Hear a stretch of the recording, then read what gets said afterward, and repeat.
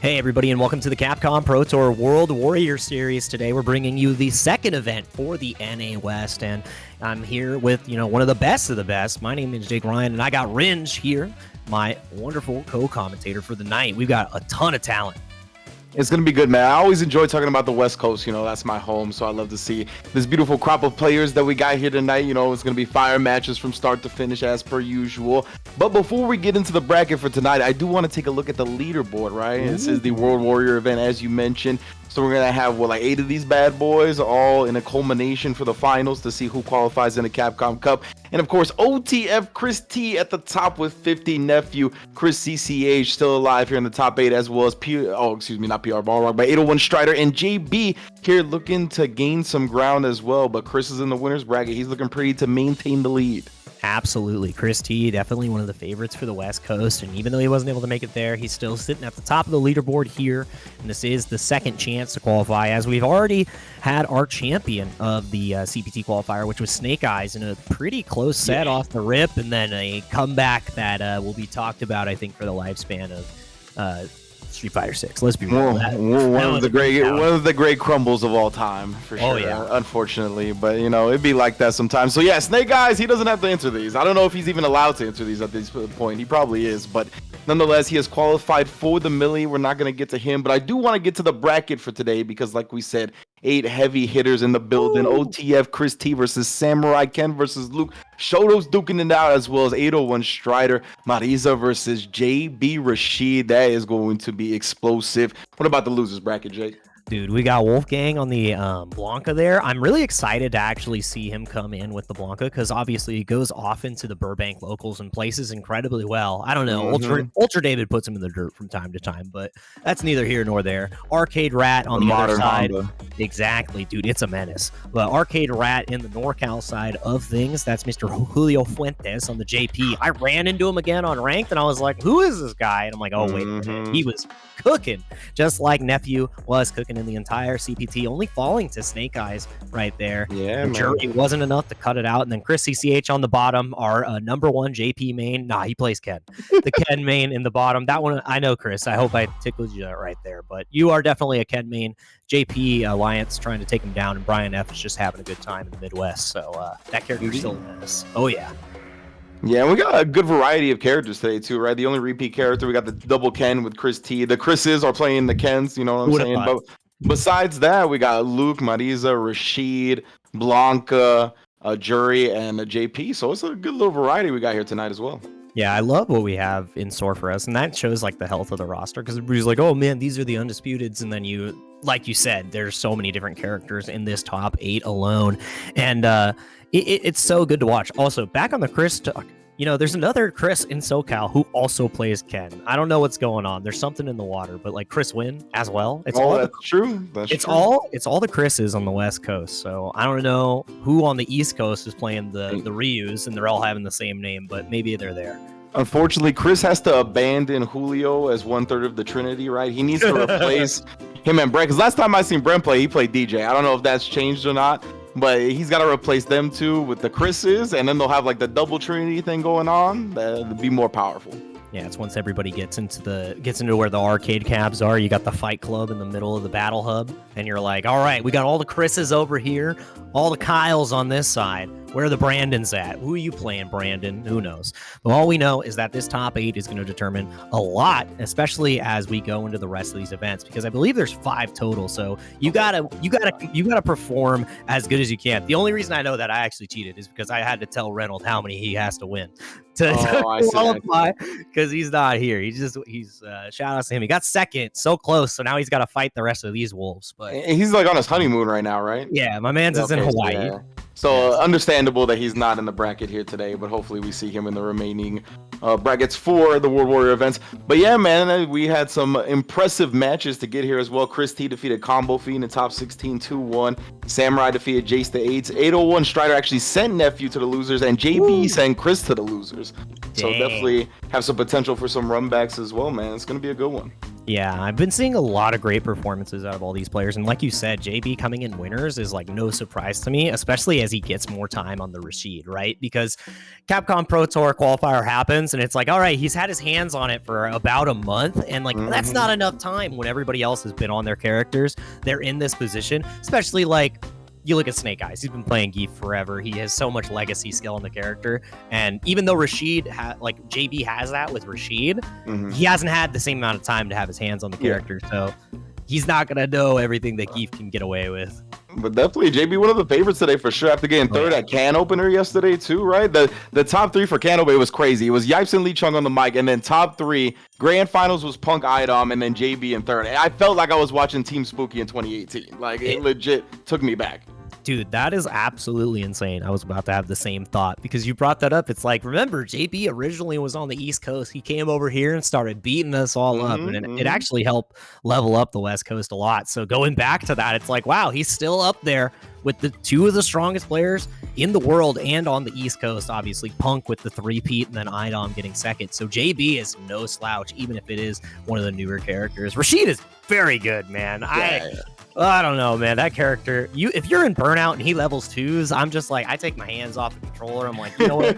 And me, man, just don't put it on YouTube. Don't put it on Twitch.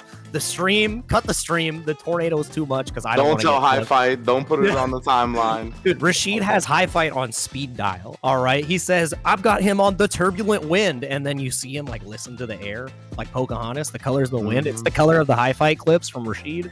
That's what we're looking at. Man. Yes, indeed. I'm looking forward to him going up against 801 Strider as well, right? I just like to see those two characters clash because they got so much they could do. And it feels like I always like watching the mobile characters or the ones that can have a lot of air shenanigans go up against like the armored heavy hitters, right? In any game. So Marisa's like definitely that for this game. I want to see if the Gladius puts in work and whatnot. But of course, that's going to be the second half of our winter semis, right? Top half, that Chris T versus Samurai matchup. It's going to be a good one. They've been going at it for a long time in Street Fighter as well, right? That's a classic matchup. Both always playing Shoto style too. So, I mean, historically, I would assume Chris T gets the better of Samurai, but that could be very wrong in that assumption, to be honest. Samurai always has good records against everybody. Yeah, I definitely would have to look that one up. And I like it too because Samurai is always known as this very stoic, like very controlled player, right? He'll run down the entire clock and just hold down back for 60 seconds if you let him, maybe even 99 from time to time. And Chris T, it feels like it's on the opposite end of the spectrum, trying to be active, trying to be in control, you know, keeping his risky button whips, heavy commitments like a little bit lower, but then also presenting them so you kind of want to press, but that's what he wants. He like traps you in, and if you don't stop his momentum, then he just is going to run you over. And I think it's a really nice clash of two players to fight that out, especially when I consider Luke kind of like a wall, right? You got to get past this hit, scan, sandblast. He's got a great standing, like heavy punch. Everything about him is just so good. You can't just walk forward towards him willy-nilly. So it's up to Chris T to really navigate as best as he can and play his game. Yeah, I like that you highlight Chris's aggression, like, because it's different in a sense where he's not just looking to get in your face, right? Like you mentioned, he's kind of trying to get to an optimal space. He loves that, like, fireball DP range where he can just throw fireballs. If you jump it, he gets a free DP. He's definitely one of those that is quick to get to his spot. While Samurai is definitely the be like water, right? Like, he just kind of goes with the flow of the match and at where it takes him, and he's always been one of the best at that style. So definitely looking forward to these two. And yeah, I mean, Ken versus Luke as well, two of the better characters in the game, obviously. I think I've had some thoughts on Luke recently. Like, I feel like the more I watch him, I feel like he's one of the characters that gets burnt out the most. Yeah. Very reliant on the drive rush cancels to get the good stuff a lot of the time, right? So he's kind of come up as a concern for me. I wonder if he's as good as I believed him to be. He definitely has very strong buttons and very strong damage and all kinds of good stuff, but the drive meter management, it feels like it handicaps him in some spots. So I'm looking to see how Samurai kind of manages that. And if he goes for the Oki knockdown all the time, that's why I see Dil Kevin use. That's why I see a lot of the Lukes use. But like when I watch Bonchan, he usually just goes for the damage and he'll like sit at the sandblast range and kind of build back his drive meter. So we'll see what Samurai brings to the table. Yeah, I'm loving looking into this. And once again, we have our first match here for the Capcom Pro Tour World Warrior here. Second time we're running it, and we are seeing who's going to stay on top. Is it going to be Chris T, or are we going to see somebody else catapult themselves forward in the leaderboard? Let's get it. That was a very potent Pyru Ken right there. I haven't seen this color on the classic outfit. You know, the perfect parry. He is quite red. Oh, yeah, dude. I think we're going to be seeing a lot of that the entire set. But the first whiff, no perfect parry this time. I mean, spacing it out, you can't perfect parry every Dragon Rush. It's not going to happen. Yeah, that's unfortunate. But I like the backdash choice from Samurai, but I like that whiff punish more. Chris T trying to get it popping in the corner. Good tech, though. And then the whiff button and the crouch medium kick. That's a Ken special. Yeah, definitely exactly what we were talking about there to get this corner situation. He found that one whip punish because he held that space, and now the great equalizer. Just take the throw. Loops, bro. Yeah. Trying to catch him pressing with a light string, but Samurai patient and then gets a throw bait of his own. Wait a second. Nice. The tech right there. The patience from Christie, and then again, trying to hold that same space. Fireball. Utilizing it as a little extra range of a poke because, you know, loose buttons are just a little bit stronger, and there it is. The tick throw comes out. Yeah, drive rush jab is so messed up, bro. Blocking that in this game is a death sentence. Like, you immediately, oh, speaking of which, actually able to throw the parry attempts. But yeah, when you get the drive rush jab in, you're plus enough to throw a button back. You can walk back and get them to throw with. It's just such a powerful spot to be in. Yeah, and there's so many different layers to how you're going to play that situation. And again, Chris T just holding the space right in range of standing heavy punch, able to react to the jump in exactly like that. But again, the Oki's not real. Samurai bust out. Again, Chris T now with the clean management. Does get cornered with the jump in. See if Samurai can take advantage of that. No, does punish the sweep though. Now we're in there. Chris with the wake up backdash of his own, but gets clipped in the legs. And we got to empty that drive rush meter. Spin the level 1 to end it. Well done. Yeah, I think that's pretty good. In this situation, too, Christie still has the meter lead, but you're going to build that bar back as Samurai. Great investment there. And now, again, Christie just ever so closely getting forward and finding the hit again with the low forward. And right there, spending it now because you can build another bar in this round. So smart. That crouch medium kicks from both sides right now, tagging them. See if they adjust in that spacing. And yeah, man, having this life lead, having the drive meter advantage as well is so worth using the level 3. All right, time for the Genrise, too. Has that perfect spacing off max range. Crouching medium kick, so you aren't punishable right there. Yeah, and Samurai again, even jabbing it out now. Oh, look, flipped in the middle of a button. This time just takes the DP. Oh, and back to the loops, baby. Catches the backdash. That was sick. Chris T, that hezzy jab right there, catching Samurai, trying to avoid that throw, man. He had conditioned him so many times before. Yeah, and I love that too, because the patience at the end there was so good. He waited for Samurai to act to even press the jab. And that awareness is so good, because it keeps you safe. It's like a 66 versus 33. It does not feel good. And again, finds the pocket out. Anytime you see that Genrai, you can get out with an EX reversal. You can escape. Yeah, and his DP on OD is 6 frames, so like even if the Genrai just gets left rocked, if it's not heavy, then it's punishable as well, right? He doesn't even have to commit to a follow-up.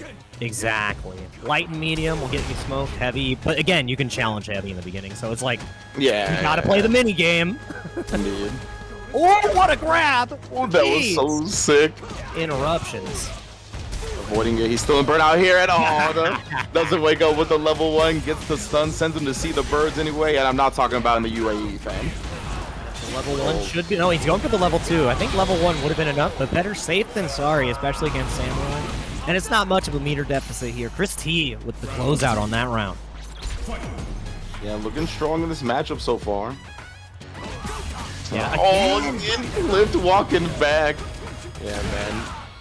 Just trying to find that range where they can play optimally at, and then gets caught pressing a button. Samurai just can't catch on to Chris's rhythm right now. Oh my god. Counter his left and right.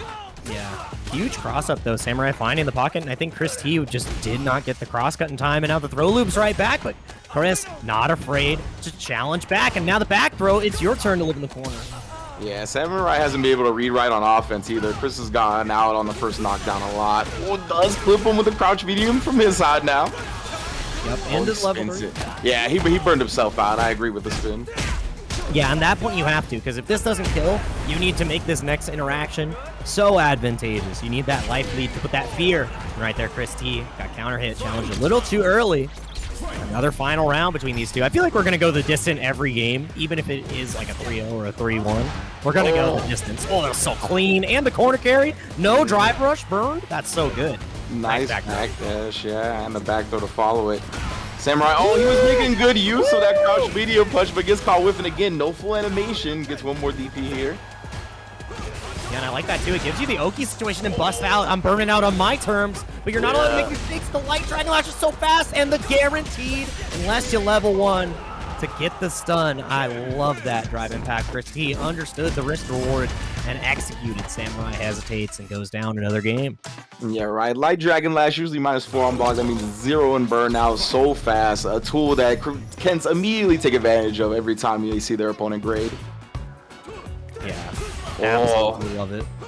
He was standing at the right distance to get that crouch medium kick to whiff, but he wasn't quick on the whiff punish. Yeah, that crouch medium punch, that's the money button for Luke in this matchup, if you ask me.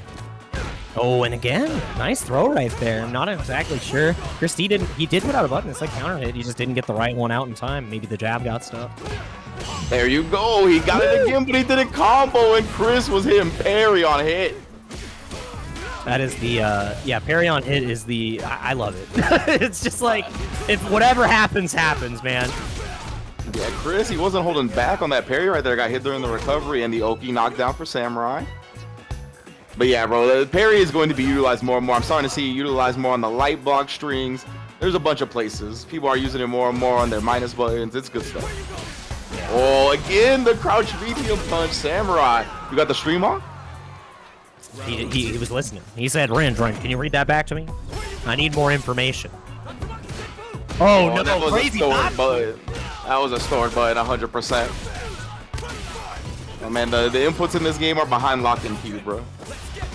If you do not pass the skill check, or you don't have thieves tools, you're not getting your input back. Oh, what a punish counter. This is so much damage. And the optimal crouching only combo, by the way. Jesus. All right, you got meter to challenge this drive impact, but when is it coming? That's the real test. He just misses the whip punish right there. Oh my god, he's just consistently checking, and the hit confirm counter hit off of the stand light kick gives you that. Once again, Chris looking so good. Finally out of burnout. Samurai can fight back now, but still stuck. My man Chris was the opposite of Ri. He was frugal. He is never going for the drive impact. Now it's Samurai's turn. Can he play the drive impact game? He's letting Chris out. Still wants to keep him in that corner. Just does it, and it works. Oh, get that CA confirmed. We got a 2-1. I think that was level 1 super trying to get the reversal, but he got Tatsu, so I'm not 100% sure. Nah, you're probably right, honestly. Either that or another stored input, unfortunately. Yeah, and that's how it goes sometimes, especially like reacting in that small moment. It's difficult. We're not modern gamers. And we're not. And Christy is not a modern gamer. He's got a modern sponsor, though. OTF, only the family, sponsored by Little Dirk himself. That's actually amazing. Yeah, it's a real fact. I'm not making that up. That makes my heart happy. Good stuff to you, Chris. Nice. Samurai finally getting some advancing. Like some pressure here, some screen space. First time getting Christy in the corner at the start. Yeah, get off me. That offensive drive reversal is so smart here. I like that. Lets the sweep go by, though, and Chris gets a jump out. It's unfortunate for Samurai losing that corner positioning. Chris, though, low on the drive meter. Oh, Chris is so patient, though, and then they're sticking out the crouch medium as a drive rush check. That's a great tool to have. Yeah, 2 options. You can use the stand light kick and the crouching medium kick, so just have to be so aware, and that is huge! What a perfect parry punish! Yeah, Chris is cooking right now. Catches Samurai trying to move after the stand medium punch. Confirms with the drive rush on the target combo. Oh, the backdash again. Doesn't get punished for it this time, though. Woo! Drive impact after the Jin ride. That was the chaos of Ken in the corner. That is definitely how the cookie crumbles sometime. There's a Ken player in Florida. His name's Adrian River. Every time he hits somebody with that, he says skill issue. So that's what goes on through my head. And right now I'm seeing a skill issue. We are getting thrown into oblivion. Love the cross under 2 with the run. So dang smart. Yeah, the crouch fierce run under is so good to keep your opponent back in the corner. Samurai trying to take that screen space for himself. And catching him with a jab counter hit confirmed. Yeah, long road to climb here too, because one good hit confirm and Chris can't take this, but now it'll be at a huge deficit and we are going to Memphis. Like that. This is what we talked about with the Luke meter management, right? The level 3, he only had 1 drive bar available. Now he's going to get back up to green. Definitely looking more comfortable to close out this round. Yeah, and again, even if Chris is able to get us like the most optimal combo here, there was no taking him down in 1 hit. Yeah, that was good. All right, let's get it. Are we going to get ourselves an even set? Can Samurai finally sew down Chris T? And it's looking like every single approach is now getting stopped. The wall has been activated. Yeah, Samurai more than happy to spin that drive reversal in response to the drive cancel, right? 2 bars for 3. Oh, this time just drive reversing the fireball, trying to push him towards the corner slowly. Yeah, and now the slow walk down. Good check on the counter. I think that was crouching medium kick that got caught, but the bust out immediately. Every single time it feels like Chris could escape the corner in one guess. And that's why, just perfect parries it. That's unfortunate because he's going to get a scaled combo, but nonetheless, look cool at least. But yeah, man, good. That crouch medium punch from Luke, 6 frames in comparison to that 7-frame crouch medium kick from Ken, right? That's why I call it the money button in this matchup. No Tatsu out. Gonna burn him out in the block string as well. Samurai definitely in the driver's seat. Yeah, this is so good. And again, Chris T has been going to the skies off into escape, and he immediately reacts with the level 1. Are we sure he's not a modern gamer? But still, at this deficit in burnout, he's got to find this next touch on Samurai, and it's going to be honest. Oh, Man, Christy was like, if I see color, no! Jump. Doesn't reach far enough. Still in burnout now. He's unleashed. We'll see though. Both trading here. No! I don't know what happened in that one. Samurai gonna have an easy cleanup to tie the setup. Level 2 to finish it. Unfortunate in though for sure. Yeah, that was definitely a wish punish right there. Might have been another missing, but feels. I mean, if it was me, I think he was likely going for Jinrai off of that stand heavy kick, and he just got an extra quarter circle. Yeah, I don't know. I don't know, man. It happens to the best of us, and right now, Chris T is showing that it can happen to anybody. But again, final game between these two. I did think it was going to go the distance. Not how I would have liked that round to end, but so it goes. Oh, and the perfect parry drive rush punish that time. And yeah, I mean, what fortitude from Samurai as well. And again, back to back to bring him into the corner. This is nuts. Oh, and the perfect parry on the Dragon Lash. Take the drive meter from him as well as the impact finish. Yeah, I love that. And again, the drive reversal is continually coming out of Samurai. I think he that's a punish again. Yeah, utilizing it better than anybody I've seen. He's about to be burned out too. Chris can't find a way out. Samurai playing it perfectly until that moment. Ends up getting counter hit too. Doesn't even look like it caught the fireball recovery. In a way though, Chris. I mean, getting out of that corner is a huge win while you're in burnout. And it's sneaking in the target combo. So good on the regular check, and he burned just in time. That was so good. Can he build the third bar? No, he's not even gonna go for it. He's just level 2-ing. Wow, as he got it back, that was insane. Samurai with the wake up crouch medium can get to level 2 though. Oh, this match. Dude, they're both firing on all cylinders. They want to get the lead. Oh my god, the bait! I can't believe it. The jab was so good for him. And it was after the fireball, right? When do Kens do that after fireball, bro? They always go in for the pressure after that. That was the highest level right now. There's a difference. He's not all Chris's. He's Chris T. And that's why he's playing up to a T right now. Those I's are dotted. Those T's are crossed. And it's looking like Samurai is not getting out. Oh, but the backdash again. He's so damn good. Clean back dashes in the corner to save Samurai multiple times here in the set. Right now, he's still locked in this position, though. Gotta find a way out. Drivers cancel on block. This goes with the jab, and Chris T backs up. Oh, base the DP out. Can't get a punish, though. Has a lot of recovery. And again, he went for the bait right there, but he thought a DP was going to come out. Didn't punish the parry in time. And now Samurai's the one who's walking Chris back. But that's such a deficit. Chris finds one clean hit, and it might just be over. It's going to be one more situation. What a whiff punish. And just goes with the level 2. You can tell Chris, it feels like the moment's getting to him a little bit. Not the most optimal corner carry. Takes the damage in this instance, though. Yeah, throw won't do it, but Samurai has to go on the offensive. 44 seconds on the clock. Got to make every single one of them count, and you see him. He's playing a lot slower. He's just whipping some jabs, saying, come on, Chris. You gonna bite? Oh, and Chris hits the drive rush jab, puts him on a pixel, bets on the reversal. Chris into winners finals. Yeah, Chris T, it just felt like all control at the end there. As soon as he got that round, Samurai was not getting back. And it was back and forth, neck and neck the entire time. Chris had so many misinputs in these situations where a raw Tatsu comes out. He had a raw level 2 come out and still made it happen. Still made it look like it was a clean 3-2 victory, even with all those errors. So super good stuff. Definitely clear why he's one of the favorites alongside JB, and he just continues to impress, man. Man, that was a sick match for sure. A sick set between these two, right? Heavy titans on the West Coast. Been duking it out in Shoto Wars for, I mean, it's going over a decade at this point. Since Street Fighter 4 at the very least, if not in some days before that. So both of these guys definitely looking great. Hopefully we see Samurai do some work in the losers bracket as well. But yeah, man, going on to 801 Strider and JB. You mentioned JB, another one of the favorites in the bracket. And now we can say the same for 801 Strider, right? He got top 8 last week, if I'm not mistaken. And he's been looking cleaner and cleaner on this Marisa. This is more time on this character too, right? Like, he was still only pretty new to the character back in the first World Warrior, if I'm not mistaken. Yeah, and again, back in the swing of things.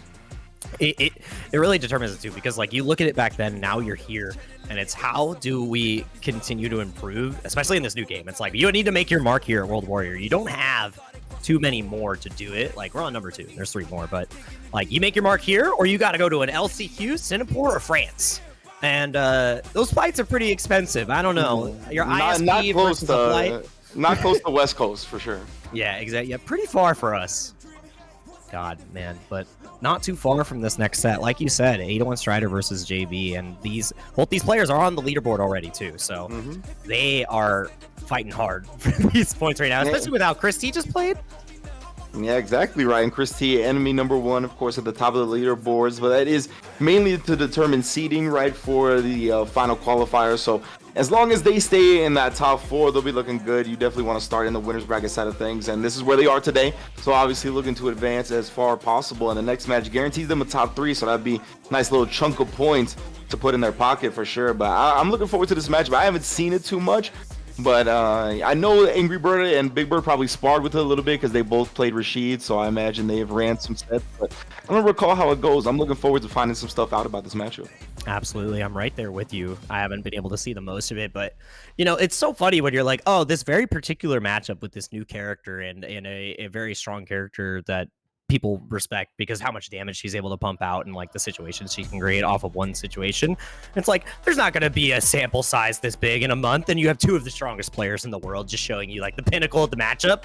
It's like Christmas, man. I bet you JB was like, thank you, man. I really understand how to fight Marisa, and it's feeling good. And the same thing back because Angry Bird has been playing a little bit of Rashid too, so it's like, all right, cool. I get to see Rashid versus Rashid.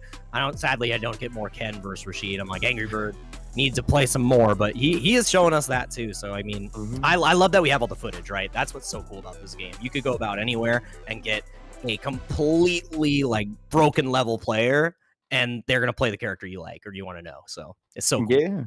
Yeah, and all around the world, the Rashids have been cooking, right? Gotchi-kun's been cooking. We've seen Big Bird and JB here in North America now. So yeah, man, all regions. We got a strong Rashid already out the gate, and I'm looking forward to this one, bro. Purple City from the Strider Marisa. Okay. Dude, I cannot wait for the rest of the costumes, too. They look so good. Yeah. And again, it looks like immediately 801 Strider is just trying to walk down JB, but he resets the screen position almost instantly. I mean, jumps out, gets a trade on it as well, so Strider very happy with that situation. Gets the control from this Gladius range now. JB trying to find his jump in. No perfect parry on that, but the Superman punch over the slide, wake up with it. Yeah, it's actually like an understated catch to the drive rush, right? Because if you go for drive rush low, which is the typical option you're going to see, otherwise drive rush jab, Superman punch just invalidates it and you get a free punish, which is nice. Oh, here it begins. Oh, and again, just gets the trade. JB does get the drive rush jab off of that, putting Strider in the throw bait scenario and catches him right. Yeah, so dang good. Not afforded another chance to deal with the mix-up, so Strider just gets caught. The whip punish from JB, that was ridiculous. Oh, tried it again, but 801 Strider got a bait of his own in the neutral. Yeah, a little bit too far on the spacing. I love the idea, and I feel like I'm watching the past, man. I forgot how much JB just makes it seem so easy to escape. And there it is again! Oh, man. JB's wake-up read, some of the best in the business right here. That's a big punish, but Strider not ready for it. He also would have had to burn himself out because he would have had to use drive rush to do it. Yeah, and again, he can burn out in any moment here, but he just gets the jump back. Heavy kick to get the job done. Really good stuff from JB. Ended that first one fast. Yeah, maybe level 3 could have reached on the Eagle Spike as well, but it was tough. Like, you're not expecting JB to drop in that scenario, and the character's still new. Yeah, we were talking about it earlier too. Players putting out their negative moves and then fishing for the perfect parry afterwards, and JB is one of the players that does that so dang well. He's one of those, right? He's a turn stealer. Like, he calls himself the Hamburglar for a reason. Like, he's definitely utilizing all those strats. I love that they used his Hamburglar picture for production. As they should. It's so good, as is tradition. As This is tradition, bro. It's a sacred art. If you do not have him in the outfit, it's not a real JB match. Part of all Royal Canadian weddings. True. Well, let's see. Oh, no anti-air right there. Try to go for the air maybe to get the 2-hit arc combo in the sky, but nothing coming out of it. But Strider about to burn out. Doesn't matter. Superman punch right on over. Ooh, the whirlwind is going to slam a tornado, Matt Hardy style. Oh, and then again, the check beautifully with the stay medium kick counter hit with the light at the end. Strider definitely adjusting well already. Yeah, that's good. Really slowing down the pace that JB has been trying to create too. Just a couple of checks here or there on the dashes, and it makes the world of difference. Again in the corner, all you need is one touch, and then JB is going to be at a drive gauge deficit. Still sustaining it. Try maybe look for the back door right there to put JB towards the corner. That was a great tech. Enhance, yeah, drive reversal him off. Doesn't want to give him the opportunity to continue the offense. Ooh, Gladius fully charged on the neutral jump. That was nasty. Dude, every single time she hits a charge Gladius, I just think sweet chin music. Because she hits you so damn hard. Oh, nice. The Roach comes out. Now JB in control of the screen, and the drive Roach overhead. Tails all this time. It's so dang strong. Gonna pump out as much damage as possible. Not gonna have burnout. I love the animation of his overhead too. It's one of my favorites in the game. So dang good. Oh, and then again, just resetting on a hit into the drive impact. Strider not ready for the high speed offense of Rashid. He just never stops. It's unrelenting too, and I imagine Strider already thought they were done for. So the reset comes through, and you're like, all right, JB, whatever. Yeah, exactly. JB though again, he's looking to continue this advantage. Gets caught sweeping though. Now you're with Marisa in the corner. That's plus for days. Expecting JB to bust out though, right? Those ODDPs from earlier. It's caught Strider here. Yeah, JB has already conditioned, and he gets to jump forward, bro. It's why. It's not fair. He's showing JB so much respect. I don't know how JB's so good at these defensive choices. Again, still doesn't bust out here. Strider trying to find a reversal, but he won't give it to him. Dude, it is so hard, especially because in the last game, he did 3 in a row. He did 2 ODDPs into a super, and they all worked. He's like, bro, there's no way. Oh, no, every time. Either. It's the throw. JB buys some time. He gets the level 2 as well. This is huge. Oh, catches the reach, but no punish. That could have been the game. Enhanced spinner gets reversaled again. Oh. Sure now it's a 1. What a throw tech. No gauge now. You can't block. Oh my god, she's going to push you all the way to the corner, but now Burnout checks the stance up. You're not allowed to grab, not allowed to strike. JB strikes back with the interruption. So dang good. JB so clutch in the heat of the moment right there. I can't believe how many defensive choices he was right. Like in this set so far, he's been right so often on knockdown. Oh, and then the bait with the early whirlwind. Oh, so good. Yep. Once again, finding a way out, Strider. Best defense is good offense. Let's see how this goes. Get forced in the corner. JB's found a way out every single time before this. Gonna find it. Look. He's right every time, bro. Now the OD catching him charging the back fierce, but Strider will not be stopped. Tearing this round down. He said, I'm sick and tired of this Rashid busting out. Get him out of here. It's wild, man. JB is so good at that. Woo, what a whip punish! And he didn't get the full confirm, but he's so sick. Very, very cool. Oh, no whip punish on the throw attempt, but catches Strider on the whirlwind. I didn't believe that was the Arabian wind. Yeah. I think it's called Arabian Sky Hunt, if I'm not mistaken. I can double check it, just like we're double checking those cheeks on the face. He got slap, slap, slap. The 5 fingers sure had something to say. Set point for JB. No, finally. And Strider, you know how this character gets down. You're gonna pay severely here. Oh, with the safe jump set up, tries to bait JB into it again. Yeah, about to be in burnout, but the jump back didn't catch anything there for Strider. Again, you need to control this position. And he finds a way out again with the jump forward. I'm pretty surprised Strider didn't level 3 on the first combo, but he would have killed on the second, so I understand. Will do it now, though. Keep him low on the burnout, take him to the corner, make him think about the drive impact. So much to think about. But again, if you go for the raw drive impact, JB will go for that reversal level 3, maybe even the super Rashid kick. Still has one more gas, one more chance, and he goes forward. Wake up, what are you doing? Tornado's up. Level 2 as well. He's going to be able to buy some time here on the burnout. He's going to kick the tornado at her. Oh, then maybe he tried that, but it was a little bit off screen. I don't know. Yeah, couldn't kick it forward. Oh, He's got a 7-frame crouch medium kick too. Like, he's got the Ken stuff. I believe he's -1 on the jabs. Oh yeah. This is where the namesake is. Does he continue the tradition? Ronald, we need help. The Hamburglar is in town, and I think he's done it. No, the submersion kick wasn't enough, and the backdash throw bait. I can't believe he won that round, Ringe. What the hell? This guy, JB, bro, he was just right so many times. Like, what else can you say about that, right? Had to be a very frustrating set for 801 Strider. Like, he just could never get the right read. He got it once. He set up Marissa right. He did like 40% no meter spin. Got the safe jump afterwards. And JB, we've seen JB do double reversal a billion times. I don't blame him for backing up and trying to bait one more out, but he just wasn't right. And JB looking very strong indeed. This winners finals is going to be crazy. I want to see 801 Strider go on a tear in losers. Like, I want to see the rage activated to give him the extra damage. Like, yeah, you know, he's got the barbarian build. He's going to definitely look to put some bodies in bags in the losers. Dude, it was so beautiful seeing that because the entire set led up to that final moment of JB in the corner where he was so conditioned, so afraid of the reversal that he walked back and he said, give me them feet, give me them toes. It's about to go down. And then he said 2 words to himself, robble, robble.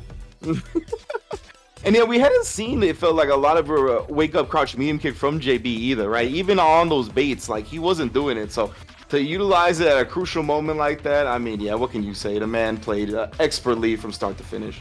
It was good. It was some beautiful Street Fighter. I loved watching that. JB is always a treat to see.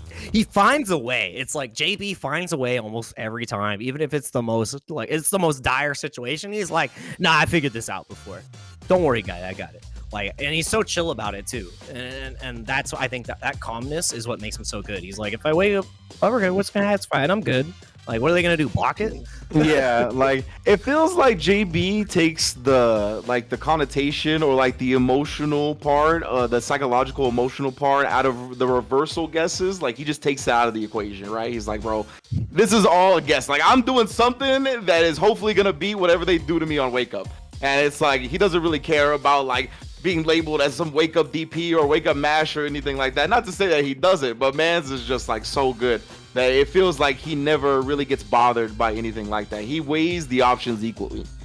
Yeah, and that's what's so beautiful about him. So love to see him continue to play. And now we're going down to the loser side of things. So this is where we get some even more interesting characters. We got Wolfgang on the Blanca coming up, and man, I gotta take another look at the bracket here real quick, just on my side. Don't worry, you guys. There it is. Boom. Oh, production is on top of it. And yeah, Arcade Rat right there. So it's gonna be a Blanca versus JP, and then on the bottom, Nephew versus Chris CCH. And they're not only fighting for points, they are fighting for the match arena as well. We got some money in the bank here.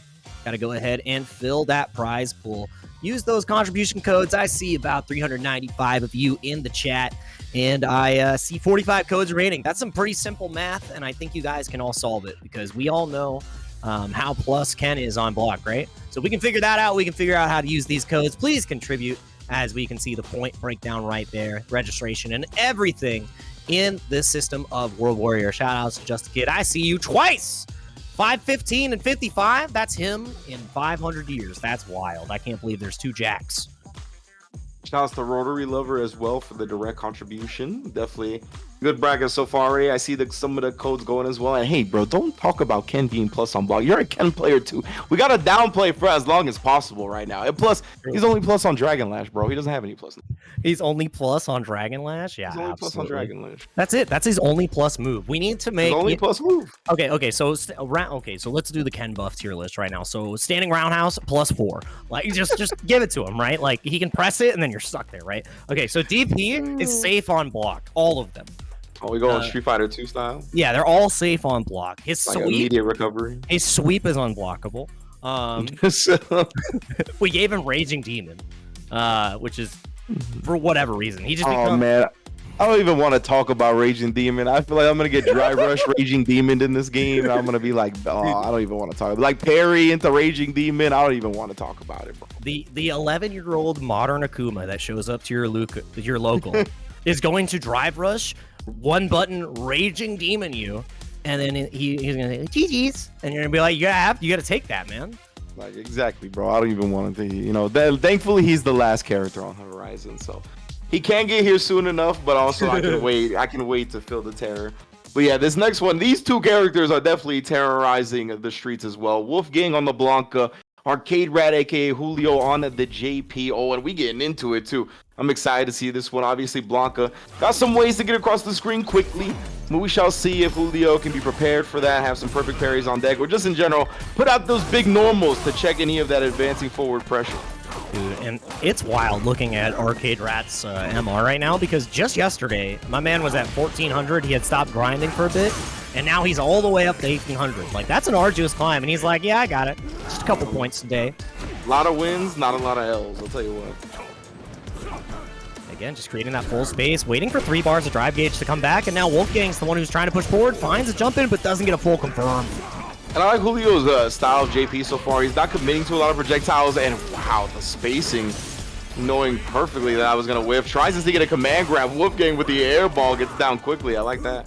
Oh, command grab, attempt right back. Yo, beats him in the middle with a drive rush. That back medium kick, though. Oh, level 1 as well for the kill. Wolfgang, perfect right there on the Blanca. Just enough. That's something that Wolfgang does well, is his setups and damage calculation are top tier. I definitely, I hope I never have to fight this Blanca in tournament. That's how I feel. Oh, the crumple. So dang good.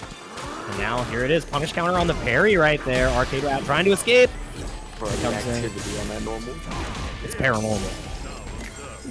Yeah, good stuff from Julio, getting the OD amnesia out. Did put himself in Brown in the process. Now he's going to try to take advantage of this full screen game. But Wolfgang's so patient, just staying in between the spacing on the spikes.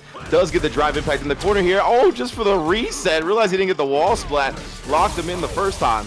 Yeah, gonna run it back. This combo is actually one of the ones I was talking about. Just look at how much he squeezes out. You are donezo, old man. First game, Wolfgang off the double drive impact. And for those of you watching, if you didn't know why he didn't splat against the wall, he was 2 dang plus. That drive impact, jailed. Yeah, drive rush heavies into drive impact, jail the opponent. So, like, well, usually in a non-burnout, people want to do that, right? But in a burnout, you got to use the drive rush mediums. Oh, baits out the amnesia this time. Yep. Ooh, yeah. That looked like it was going to be nasty, but he just got out with the crouch jab. Maybe some error on the setup. Yeah, I'm not sure if the button just didn't get pressed. That was a huge perfect parry and the full punish. This is like the worst situation you could be in against JP. Parry too. He parried the command grab. It's going to cost him his drive meter. That's going to cost him the round, fam. He said, right back at you. Give me your level 1 or die. Oh, I actually didn't whip punish that, but did catch Wolfgang trying to take a turn. Guys, Wolfgang's doing a good job staying at these awkward spaces, though. Julio hasn't gotten a good rhythm going with the projectiles. Does find it, though, with the drive rush confirmed. Yeah, I'm going to cash out here as well, just to keep Wolfgang burning as long as possible. Maybe a little drop on the combo, but again, just gives him another chance. And then this neutral full screen once again. Oh my god, the anti-air! But he misses the confirm, and that is... Oh, dude, he got crossed up. That's why he got the command grab. That's a bit of a heartbreaker. Drive rushes to the end there, actually bypasses the hop, tries to check it, but Wolfgang doesn't have a lot of health to play with. And yeah, that slobber knocker style, when you only got a little bit of life, that's the time you got to put the brakes on. But we're 1 up here. He was slamming on the brakes. He was like, is this the clutch? No, these are the brakes. He said, get out of here, Wolfgang. We're not driving manual today. He's hitting real low on those Blanca balls. Usually regular air Blanca ball is very punishable, but it's hitting really low and like late. It's weird. Yeah, maybe it's a like height dependent thing that we're seeing here. And Wolfgang, again, you know, master of the tech, I would say. Yeah, true. So definitely a question for Twitter. Oh, unfortunate.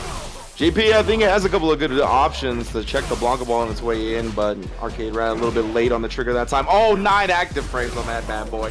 He got the counter hit as well, but no conversion from there. Yep, again, Wolfgang just holding that spacing, baiting Arcade Rat to move forward, and there it is. Bro, I call that normal, the Brazilian wall. He just pulls up and puts his whole self forward. He says, if you can't pass this normal, you cannot come into my jungle. I think you can link the level 1 super off the counter hit roundhouse as well, but chose not to do that. He had such a life lead, right, that he was looking to get the kill without spinning meter, which he did get, so. He was beyond frugal. Oh, wow. Right rush again, Wolfgang. That was the unclipped toenails on that hitbox. That was wild. Not like this. Mm-hmm. Locked down with the parries, and the command grab was so dang smart. It looks like a jump, and Arcade Rat was not ready, and he steals the corner. Oh, man, it's all apart. The Blanca Chan out again, not activated yet, though. Julio sitting on top of it. There's the EX Lightning. Oh, baits up the Amnesia. Blanca Chan, help. Oh, that's a punish? Oh, indeed it is. Wolfgang, like you mentioned, does his homework. And then burns him out with the Blanca Ball as well. Julio, this is looking long for Mans. The golden Blanca Ball to send it to a game 4. Yeah, I think his only opportunity there was you got a critical at the Blanca Ball, and that's not easy on paper or in practice. So we're going to game 4. Julio, he's been a bit cheeky with these command grabs, but man, he got in so quickly, backed up and still punished the OD Amnesia, but Julio, he's not abandoning the strat. The tag on the throw, though, no corner for me. Oh, corner for me indeed, and corner for you. Oh, and the raw drive impact on the wake up? Not ready. You have to be madly aware. Even though you're parrying, you're still locked down. Doesn't matter. Finds the counter hit. Good stuff to Julio. And gets his whole drive gauge back. So that was a kind of a big error from Wolfgang. Indeed, unfortunate. Oh, snipes him though. And yeah, oh, you get this pickup in the corner? You don't even just get slide? That's wild. And the beat again. The Amnesia. Oops, I forgot Ren. Wait, am I supposed to block here? No shot. Set point for Wolfgang. The calculations again, saving the meter with that Ender. Wolfgang. Oh, and then the OD Blanca Ball to start. Give me some extra damage too. He is cooking right now. Yeah, it's all coming apart rather quickly. And again, the guaranteed punish. So Wolfgang, bro, definitely got some great tech against JP. The jump in, actually working the drive impact stuff. Arcade Rat, he was digging deep in the bag right there. He was tired of it, trying to stop the mauling. Oh, good block on the setup. Does get the reversal level 1. Just give me some breathing room, please. Yeah, finds a way out. Woo! Now you can tell he's frustrated. You see that drop on the combo? Yeah, that does not feel good in this position. Again, lockdown full screen. Caught by the departure this time. The spikes are too much. The speed trap. Oh, with a whip? What? I don't know what that was about, but yeah, he can't get too thirsty, right? He looked like he was getting over aggressive on the way in. Settled back down a little bit, though. Does get the punish. Staying alive miraculously. Looking for that one last hit. Wolfgang finds the low short. Oh my god. The throw isn't enough. It is. Wow. I thought he was going to have a pick. So 3-1 to Wolfgang. Seen him fishing for the stand heavy kick level 1. Counter hit link as well. Good stuff, man. It almost got away from him at the end. Julio kind of found his footing towards the end when he got him full screen. But definitely a great way to bring it back and close out the set. It got a little scary, but man, Wolfgang, definitely a top tier Blanca. Absolutely, and I love those character-specific punishes that we were seeing there with the level 1 off of the, just the autopilot combo that you would typically see from JP on pressure. And it's so beautiful because we saw that same thing happen in the CPT finals, right? JP typically wants to pressure with Ghost, go in with the feints, get a little cheeky to steal their turn back, right? And Snake Eyes was consistently using the level 2 on Zangief to invalidate that fake block string. Same thing is true here for Blanca. There are answers that all these characters have. You just have to put the work in, and they may be different, they may be harder to execute based on which character it is, but at the highest level, you're going to need that execution to succeed. So I love seeing that from Wolfgang, staying alive in the loser side. And again, wonderful showing still, and you can't be upset about that. No, definitely not. I mean, the true sentiment of the victories like Snake Eyes on Geef and Oniki on Kimberly, right, is hit the goddamn lab, bro. Go into training mode. Do your homework. That's definitely what the takeaway needs to be, even though the discourse is something else. But either way, Wolfgang and Arcade Rat put on another banger here. That's going to be Wolfgang versus 801 Strider in the losers quarters coming up. That's going to be a banger as well. But to close out losers round 1, we do have this match. Chris CCH versus Nephew. This is a West Coast classic at this point. These two fight all the time and damn near every tournament I see them enter. So let's see who gets the better of the other today. Yeah, and I love it too because these players have a ton of history, especially with qualifying for the CPT in Street Fighter V. Nephew eliminated Chris CCH got second twice because of Nephew. So it's like, I don't know, there's a lot to prove here for Chris. And Chris, he was able to get a significant lead early here. He's been kind of walked back to mid-screen though, just showing a lot of respect for Jury, as you should. Her normals are the business, let me tell you what. Pretty dang good. What a check on the drive rush there, too. Absolutely love that. That's another way to check drive rush. Is like, you know, low forward with Chris T. Nah, ODDP with Chris CCH. And one of the signatures of Chris CCH's play, too, is DPing when the fireball jury walk-up is coming. Like, he loves either parrying the fireball into DP or just outright DPing right before he blocks it. That's so dang good on the awareness. And yeah, Chris not biting on any of the pressure that Nephew is providing so far. Just holding that space, waiting. Oh, the crouch medium push, but no buffer for the drive rush behind it. Nephew definitely has his own, though. Now we got throws in the corner. Tries to get him biting there. No flinching from Chris, though. Again, yeah, Chris. The patience goes full drive rush into the throw. Nephew with a wonderful tech. Every perfect parry on deck, but now the whip punish. 16 seconds left on the clock. Nephew is the one who has to act here. Needs one hit confirm, and the ODDP just right back at you. Chris did not care. Yeah, he was like, drive rush jab on a burnout. Like, you definitely keeping your turn going. That was a great time to reversal DP. Yep. Ooh. Now again, huge punish counter, but look at we talked about this before with Luke. They're very drive meter heavy. Jury can be like held to that same vein. It's quite difficult to keep that drive gauge up when you're applying the pressure. But now, slowly regenerating, but Chris is laying it on. 2 throws, not a third. Oh no. Oh, and beautiful just goes into the link here. Not full cinematic, but saves the drive meter. He's gonna have more than enough to kind of close out this round. Oh, and he does it with the drive rush cancel. Catches Nephew inching forward. Respect my crouch medium kick space. I love that too, because even at the end of it, Chris still playing it calm, cool, and collected and patient. Waits for the DP, waits to see if Nephew's gonna act, and just plays it clean. Oh, I'm surprised. Like, that's a situation I definitely expected Chris to DP there after parrying the fireball. Yeah. But he wasn't ready. He could have gotten the crouch medium kick punish counter link, but either way, Nephew more than ready. Once again, stalks up to Indik, catches them holding up, maybe backdashing. Either way, level 1 gonna put him on death's door. Yeah, no mistakes allowed here, but it doesn't matter. Probably woke up with the back throw right there to try to seal the round, but Nephew knows, has the buttons ready. A little DP this time from Chris, not gonna let Nephew jump for free. Still not looking to establish the fireball afterwards, though. Looks for the buffer on that one. Came up empty, but still gets the pressure. Oh, dang good. That stand heavy punch is so strong, and the spacing it creates just makes you so safe. And now, Nephew has it. The run DP is such an efficient confirm, too. Yeah. Oh, the whip punish with the light kick.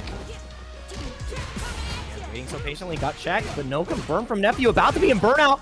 You're not allowed to hold any more of these Jinrais, and you have to bust out. But now if you block it, you're done for. Got caught jumping. Nephew realized too late that his drive gauge was in critical danger. Yeah, at that point, like you said before, like, I'll burn myself out before you burn me out, but that still just left him so handicapped. And now we got Chris again getting the level 3. We saw Chris T do the same thing, right? You get the first hit, you spin it, you take this corner advantage, this drive meter health advantage, and you make the most out of it. Yeah, early and often, you got to make sure that you cash out. Slowly inching out of the corner, but again, the low forward so dang good. Chris finding it. It's the money right there with the triple jab. Oh, blocks it out as well. First time Nephew went to that well, still came up dry. Yeah, the instant overhead it wasn't enough, and the dive kick can't keep you safe there. So wonderful pickup from Chris. Dang, this is looking so good for him. The patience, this Nephew can't find a way. Can't find a way to really open up Chris. I feel a reminiscent of the Samurai Chris T match, though. I feel like Nephew's gonna run it back. Woo! Raw DP through the block string. That was so good. Yeah, the fierce one gives you enough distance to get through that fireball, and it's just invul enough. So love that from Chris CCH. Saves the meter, saves the Ken. Talk about homework. He goes with a crouch medium kick from that range as well. Very smart, but it's not going to be enough to save him this round. Nephew spins the level 1. Strikes first blood here with his back against the wall. Yep, needs that round here. Had to spend a little bit, but better to spend than to lose the round. You don't have a lot more to give. And now Chris is the one. And the great thing with Jury, too, is her level 2 is so potent, right? So he doesn't even have to build to level 3 to have a really strong, like, round closing situation. Yeah, the feng shui pressure you can get is absolutely bonkers. Again, there's the perfect parry, but this time going for the jab instead of the DP. Oh. Right back at you. Drive rush cancel for free, not here. Maybe that was the call out, like a Fujin, or like a, you know what I'm talking about, the fireball. Oh, no! All right, that was a little cheeky there. I think it was exactly what you said. We saw a couple different Tatsu angles from the likes of Chris T. Something's in the water for Ken's today. We saw 2 in a row again. Yeah, I don't know. The Chris Coalition are like, we got to get him nerfed. What do we do? What do we do? Well, Tatsu's negative on block. Yeah, do that. That's not it at all. Again, Nephew getting a game on the board. Your mistake, my reward. And we're still fighting it out. Not a lot of screen to work with for Nephew. Oh, and Chris with a throw take that. I'm really surprised he hasn't been letting the DPs rip here. Those are common situations where he does. With punish, though, crouching confirm on top of it. Chris now, he's got control in the corner. How are we going to make the most of it? Baits out the DP. Takes the crouch fierce extension. That's good damage right there. Very low on drive meter, though. How's he going to spend it? Yeah, just keep locked down with the fireball and not able to get the cross cut. Out going to burn up, but it doesn't matter. Extends with the OD Jinrai. Set point for Chris CCH. Looking much better from the last round. Yeah, he could have chipped out as well with a super cancel at the end if Nephew did block that, so I like that commitment. Yep.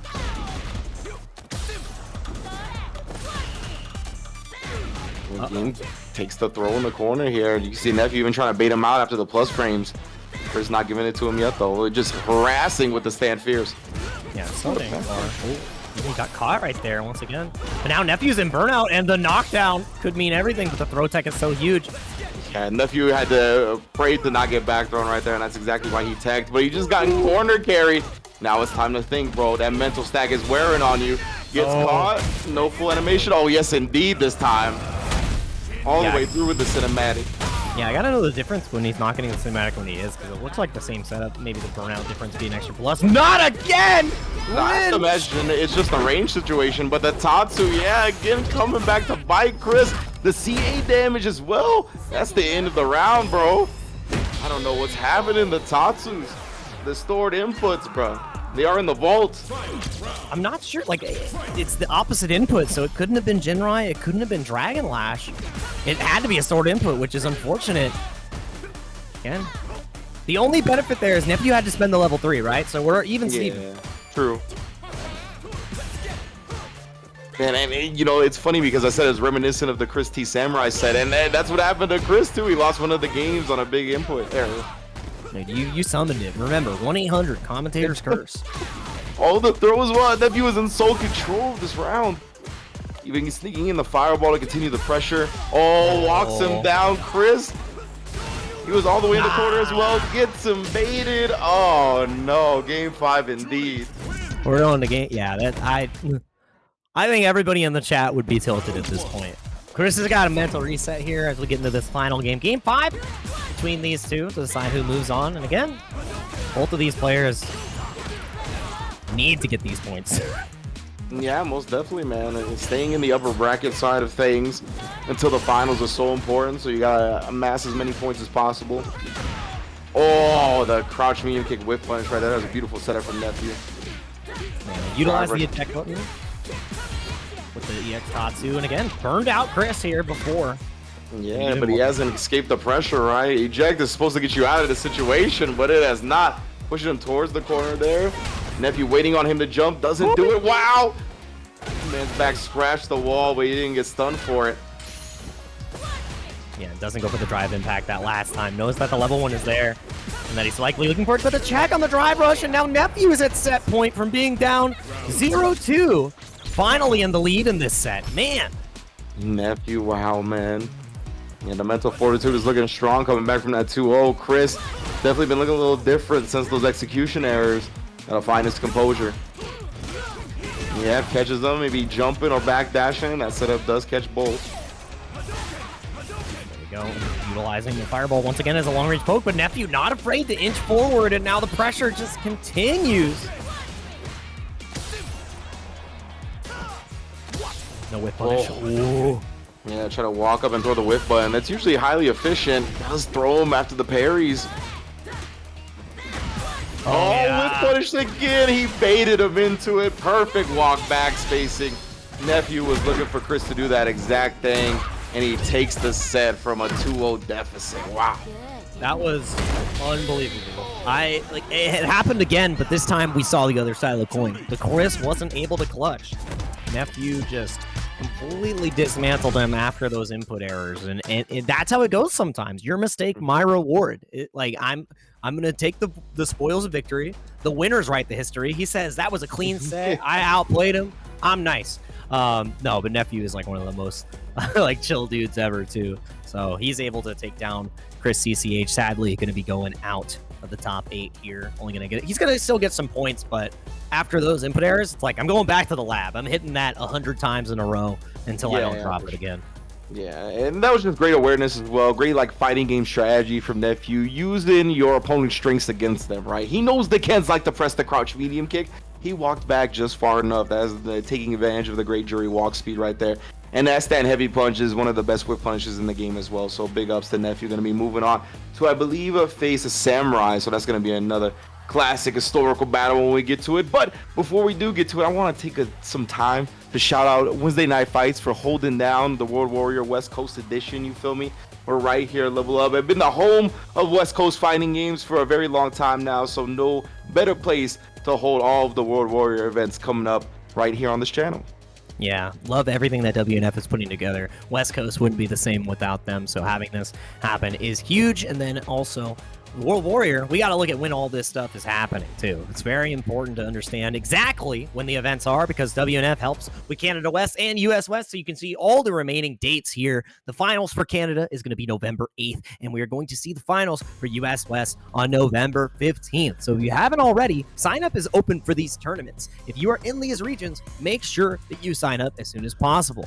Right there, you're going to be seeing it. It's all going to be here on twitch.tv/leveluplive. You can find these signups on the Capcom Pro Tour website. So make sure that you go ahead and look there. These are all the dates. They're not going to change, and you're the only one that can potentially change those leaderboards for yourself. So make sure you get to it.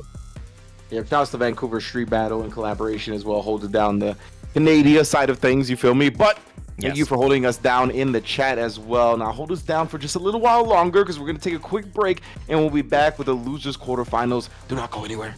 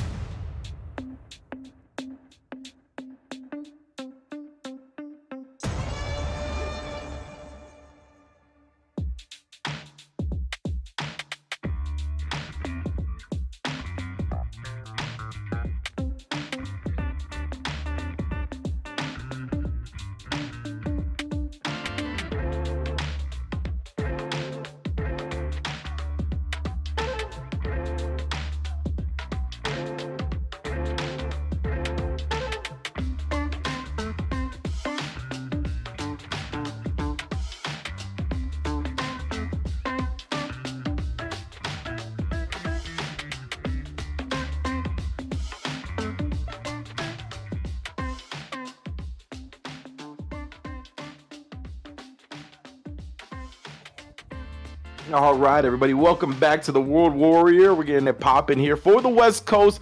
Already had a round one in the books, winners and losers bracket. Been a beautiful night of matches already. Jake, how are you doing? I'm doing pretty good. You know, I've had a whole lot of great Street Fighter in a short amount of time. You guys should be thankful. And we got a lot more coming up, so I can't say I'm any happier. I also had my cat show up, so she's going to co-commentate with us. She doesn't say much. She's sleepy, but it'll be good because these are very the opposite of sleepy matches that we have. I feel like I'm just fated to get commentators that have cats that invade the broadcast. Like those are just my commentary partners. It's the cat coalition. My cat talks to James' cat. Like apparently they're plotting. I don't know what's going on. Cat's out of the bag, honestly. So yeah, these players are trying to secure the bag, man. They got a lot on the line here. They got points, they got money, they got pride, just about everything. And we're still in the loser side of things. Remember, we haven't got out of the depths just yet. We got to continue climbing on out because the winners are waiting to see who gets the right to fight him once again. Yeah, at least everything's 3 out of 5 here in the top 8, right? So yeah, we've made it to that promised land at the very least. But yeah, man, losers quarterfinals coming up next, both rounds, or both matches of that round, I should say. First up, 801 Strider and Wolfgang. On the other side, gonna be Samurai and Nephew. But yeah, we're gonna start with that Marisa versus Blanca. Yeah, Marisa versus Blanca. And again, this isn't a matchup that I get to see too much. So I want to see how this pans out. How are we going to utilize Gladius to deal with Blanca Ball? Not at all. That's how we're going to do it. The golden Blanca Ball all the way in already. Catches Strider trying to walk away or maybe hold up. I actually don't think that's a low. I can't remember. Yeah. A little standing light kick from Blanca. I highly doubt it. If it was a low, just put him. He's number 1, maybe. Yeah, for real, standing low.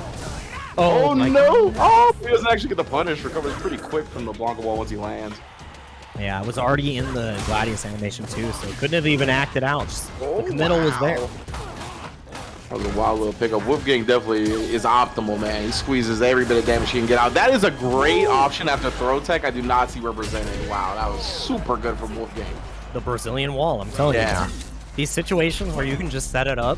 There's a lot of setups that Blanca can create where you think the first initial reaction is, this is where I go in and punish, and Blanca has an answer to check you almost every single time. And that's what's so cool about it. Yeah, that was really cool. Like, you don't see there's not a lot of moves in this game that take up the space of being throw teched, right? Like, it pushes you really far away. So, but that's one of them. That was great utilization. But now Strider gonna try to prevent that Blanca champ from getting off, but he's not gonna do it. Level 1 reversal, but he's off the screen. It's fine. I got another little guy right in the tank. Plushies all day. I'm good at carnival games. And the command grab, Blanca-chan kept him safe. So dang smart. Kept this turn going too. Strider trying to shave away at that drive meter. Goes for the OD command grab, but jumps out of it. Great stuff. Now it's time to bully, but Wolfgang, he's got the level 1 trigger on deck, but he doesn't react. Send him to the birds, fam. Yeah, that was clean. Wolfgang not able to react in time. Super would have been the way to do it. You can't be right 100% of the time. And now, around the board. And that was such a good check again. But he doesn't get much out of it. But still, that was a really good check. Now we got a really good perfect parry. Oh, give me that reward. I don't care if it's scaled. I'm Marisa. Yeah, she gets some of the most damage off that. God. Yeah, Wolfgang waking up with the buttons. Not scared of the safe jump setup. Oh, the back fierce. Goodbye. Yeah, you eat one of those, and 6 feet under quickly follows. You blink once, and the round's over. God, that's just how strong, like how much damage this character can really put out. Try to watch the whole animation, but the first game has been completed. 801 Strider. Looking good. Even though Wolfgang's got all the setups and tricks in the book, all it takes is one punch. Everybody's got a plan until they get hit in the face. Thanks. Who said that? Mike Tyson? I think so. Mike Tyson would like Marisa. I think they'd be great sparring partners. Yeah. Wolfgang, nah. Gets caught trying to take to the skies under the coward crouch. Uh-oh. Parry thrown as well. Oh, beats out the OD Blanca Ball and does get the punish that time. Perfect from the 801. The multi-purpose bait. It baits the wake up ODBP, and it also catches your walk forward. Can't beat that. Feels good. That was good awareness in the air Blanca Ball from Wolfgang, but that was not good. Oh no. Yeah, a ton of damage. Oh god, that was so much damage, even just for a 2-piece. Yep. I love the bust out from Wolfgang there. Running out of options, running out of drive gauge, and the level 2. This is where everything can turn around. But you gotta get it started somehow. Blanca Chen is here, baits the parry, and we can begin. Let's see how this pressure goes. Oh, does just take the burn now. Now you're gonna get locked down. Yeah, there's a lot of real block strings here. First spot of a gap, knows 801's gonna reversal, just baits him and punches him. All heavy buttons. My man is a big lifting in the gym. All heavy buttons. Every single time I see Blanca on the screen and he starts that combo, it's a heavy day. That's heavy day. Yeah, low reps, heavy weight. That's maximum strength training. Marissa would be proud. Let's see, but again, lockdown in the corner. That spacing is so good. Blanca has to take a commitment to try to escape here. Look at how much drive meter he's lost just being locked down in the corner by Marisa, bro. Like, less than 2 bars here, trying to parry, trying to find a way out. Spins the last bit of it on an OD Blanca ball just to not get drive impacted. Yeah, it doesn't reach in that situation. It's not a guaranteed punish on the ball. Still, feels good to like default to that against anything else, like a Honda headbutt, you can get it, but the perfect parry definitely is a little bit too fast. It wasn't a heavy Blanca ball, so Yeah. he didn't go back as far as he thought he was. That was actually a little sneaky from Wolfgang. That was nuts. You can't block anything though on the side of Wolfgang. Now you're safe. Chip damage was a huge threat. Let's see though, Strider needs 1 touch, and that is a huge start with Blanca-chan. No way! Wolfgang, bro, not utilizing heavy Blanca ball actually won him the game. He clapped his hands! He said, jump, jump for me, Marisa. Jump for me. That's insane. He actually taunted him to end it. Yo, the claps. Literally clapped up. That is insane. This man, Wolfgang, welcome to High Fight's top 10, fam. Dude, he's a Blanca player, so I know he's putting you on that joint. I love it too, because when we talk about Wolfgang and the tech and how precise he is and the damage calculation, we know he's practiced that. Yeah, oh That is yeah. That is a trained situation. Like this man, this is one of those people that has way too much fun in the lab. They are way too at home in training mode. It's like the first question you ask yourself is, where can I fit in the funny clap? Like that's how you lab. That is how you inform your entire offensive structure. And right now, it's working. It's working incredibly well. This is the true like optimal end game for the lab rats. Like this is why they lab so hard to do stuff like this. He's gonna kill her before he gets the taunt, but you know that was coming too. Again. Dang, I can't believe Wolfgang had that taunt combo ready. That's so sick, bro. Oh, perfect parries. That's so important with Marisa to perfect parry, the jump in. So her crouch pierce is good, but it's slow. So a lot of the times, if you don't react quickly, she gets jumped in on pretty free. Wow, caught her with the second and third hits of the Blanca ball, but not the first. Yeah. Again, Strider just continuing the onslaught of pressure. Not dissuaded at all. And now full confirm here. Is it enough to kill? Yeah. It's close. Yeah, I think But so. I think. Oh, you know what? He's alive. Okay, yeah, not even close. Okay. Yeah, I had a feeling. I was like, wait a minute. What about the Inferno? Wow. He was like, there's one way out. He had super, I think. But it might actually go by the Blanca ball. Are you kidding me? He low profiled the step kick? I can't believe that. All right, this guy. Oh, my. No way. Got the parry again. This dude is different with the tech. Wow, he had the up already. And the grab on the command grab. You got to be kidding me, Strider. Staying alive. That would have killed. And grab worked there. That was nuts. Oh man, he got real lucky. Yeah, that was close. A razor's edge. So yeah, that's the heavy Blanca ball. Now you can see a little hesitant from that mess up on the last game. Yeah, I'm just glad this is 1-1. We're getting another game guaranteed. Whoever wins here, I'm really liking the set. Yeah, I am loving what we're seeing here. The developments from There both we sides. go. Yep, the punish was finally there. This time it was the heavier ball, so got the right distance. Didn't run right under. And now Wolfgang's got to find a way out. Is it going to be the up ball? Are you going to find a way to walk forward? The jump back. I can't believe it. And the bait on the throw has the 3 bars. And it is going to be enough. 801 Strider going down 2-1. That was a lot of damage right there from Big Bad Blanca. I think there was only 1 drive rush in that combo too, right? Made him pay for it anyway. Wolfgang up 2-1 here. Yeah, he's the force to be reckoned with. Yeah, and again, if you are not ready for the Blanca matchup, especially a Blanca of this caliber, and not saying Strider isn't, he will eat you alive, and the baits on the perfect parries just continue to come out. Everything's coming up Wolfgang right now. The light Blanca ball bait outs, bro. Catches them jumping out as well. Negative paper free, gets the perfect parry. Hops on the air hit. This is ridiculous. Yeah, Strider, you lost in the sauce, fam. I don't blame you. Finally a drop combo into an immediate perfect parry. You do not get to take your turn even when I give you one. You do parry on hit, parry on block, parry on drop. And it's Wolfgang on top, man. This is incredible. Like, that entire sequence, he was right 8 times in a row, Rin. Yeah, like, legitimately. So dang good. Ooh. The ball from the air again, too. He is mixing Strider. Yeah, Strider doesn't know when he's going to be able to take his turn. Look at this, the hop back right there. The dash in throw on the Gladius. Like, this is rough. He does press on the plus frames, gets a break, but he's burnt out. Yeah.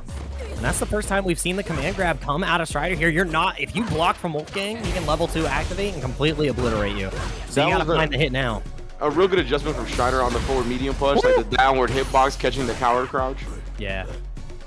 Let's see, backing out of it this time, seeing that he's coming, and I can't believe it. He's gonna get the full confirm here. Goes for the reset because he knows the critical won't kill, but this sure will. The whip punish to end it all. Wolfgang taking Strider down 3-1. What a set, Ridge. Yeah. You gotta be wary of those characters that have the really far-reaching neutral jump buttons. Because in this game, right, neutral jump is pretty popular. And what you want to do a lot of the time is when they neutral jump, everybody's trying to catch the landing frames of the neutral jump, right? Because rarely do they neutral empty jump. They always press a button on the way down. But the characters with long-reaching normals like that, like Blanca and Cammy, they will catch you when you're trying to press the button on the landing frame timing. That's what happened right there. So unfortunate for 81 Strider. But man, he knew exactly what he was looking for, right? The calculations were perfect from Wolfgang again. Yeah, and we hyped it up before the match. We talked about how he is so dedicated to the character. He has tech for almost every single situation, and it was really put on display there, not only with the change up of the Blanca balls, the heavy, the light, the up balls, everything, the perfect parries in almost every single situation. The clap combo was just the icing on the cake, man. Man, he really got the clap combo off. That was crazy. He won the set and got on high fights. That doesn't happen a lot. That's so impressive. That was good stuff. So Wolfgang going to be moving on to loser semis. So guaranteed 4th place is going to be a nice little chunk of points for him. And he awaits the winner of our next set, which is Samurai and Nephew. Of course, Samurai falling to Chris T and a nail biter. Brought it back down from a 2-0 deficit to force a final game, but couldn't get the job done. Nephew mirroring him in losers, bringing it back from 2-0, but getting that last clutch W to get into the loser quarters. So a little bit of opposite ends of momentum here, but both look very strong in their opening match. Yeah, and that's what we love to see. So, I mean, it's only going to get better from here, and it only gets better from the players if you continue to support the match arena, right, guys? We know that they're fighting for points. We want to get those dollars up as well because they're not fighting for just standings. They're fighting to fill their pockets. We want to make sure that we're eating well here because if we got confirms like that and combos like that, like, bro, go sub to the Twitch, go follow them on Twitter, like, subscribe to the YouTube because that was... I don't know, man. It was beautiful. We already got 38.75 in here. We still have 35 more codes. So please, guys, we gotta get the codes. We gotta get the codes handled, bro. Yeah, hit that exclamation point Matcherino, guys, because we got to get in there and make sure that these players are supported. It's super easy to do. You just hit claim code. It'll have you log in, and that's it. It takes about 5 seconds, and it really helps the players out and supports them. So we want to make sure that all our players in the bracket are getting a little bit of chunk of change. Shout outs. So is it Witty? Thank you for the $30 direct contribution. Yeah. You guys are out here getting that number up. Absolutely lovely. All the coupons as well. Really appreciative of all you guys in the chat contributing here. I'm already seeing the codes start to go down. So keep it up because we only have more matches that are about to go down. Like we saw those 2 losers matches. And you know what? We're going right back up because we've been waiting. And so have the players. Winners finals, Ringe. That's where we are headed. Indeed. Chris T and JB, right? Those are the guys awaiting winners finals. Gonna be a high match for sure. I want to see. I don't think I've seen them play the Ken Rashid matchup, so I'm definitely looking forward to that one for sure. But yeah, man. And I again, we're actually going to the losers match first, where we're changing up the pace of things here. So we're going right back in to it, and I was expecting winners, but now we got to get excited for the rest of these losers matches, right? So we had Wolfgang with such an amazing performance, and now we get to see the other side of the coin. Yeah, right. It's the other half of loser quarterfinals. This is how it usually goes. You know what I'm saying? Samurai and Nephew gonna be going up next before we get to that winners finals. I got too excited. I got mixed up. Sorry. Yeah, I was like, Too much how this. goes. Yeah. Too much this. Yeah, so we're gonna see who faces Wolfgang and loser semis right between Samurai and Nephew. They're about to get into it. Obviously, two are very potent characters, got great range on buttons from both sides. Let's see how they manage the neutral. Yeah, and I think it's going to boil down to if Samurai is able to consistently check those drive rushes there. So, again, starting off strong with the throw tech. Nephew already almost burnt out, only has 2 bricks. And Samurai is looking healthy, but waiting patiently until that 3rd brick comes up to make any commitments. Oh, punish. Yeah, the 6 frames on that crouch medium punch plus the range on it. You cannot do that block string with Jury for free. Yep. Samurai, though, we talked about the drive meter management. That combo cost him a lot trying to jump. You want to make something happen when you got drive meter that low, right? So this doesn't happen, but Nephew was waiting for him. Yep, now walk down in the corner. Nephew being patient, though, not willing to do anything, and you can see that Samurai slowly buffering, waiting for a level 1. Yeah, Nephew takes advantage of that, starts pressing the issue here, and then, yeah, drive impact on your wake up. You weren't ready with the level 1. That means see ya in the next round. Yeah, super good control by Nephew. Never really gave Samurai an opportunity to get out of the corner. Checked almost every step of the way. Oh, I love the drive rush suppressor. Yeah, I think it's just such a cool looking option. Yeah. And the thing is, too, it's like you're constantly worried about the drive rush throw, so the drive rush suppressor is just another layer. Oh, and again, back on the drive rush. That is the key to Samurai's success, and we're already seeing the story unfold. Spending it early because, you know, I got another round to win. I can't hold on to this meter. Oh, man, that boy needs the money. That crouch medium punch again. Putting Nephew in a severe deficit in this round. Back to the wall, does reach with that fantastic crouch medium kick range. And just backing up, waiting for the Fuwa to dissipate. Let's see here. Boom, boom.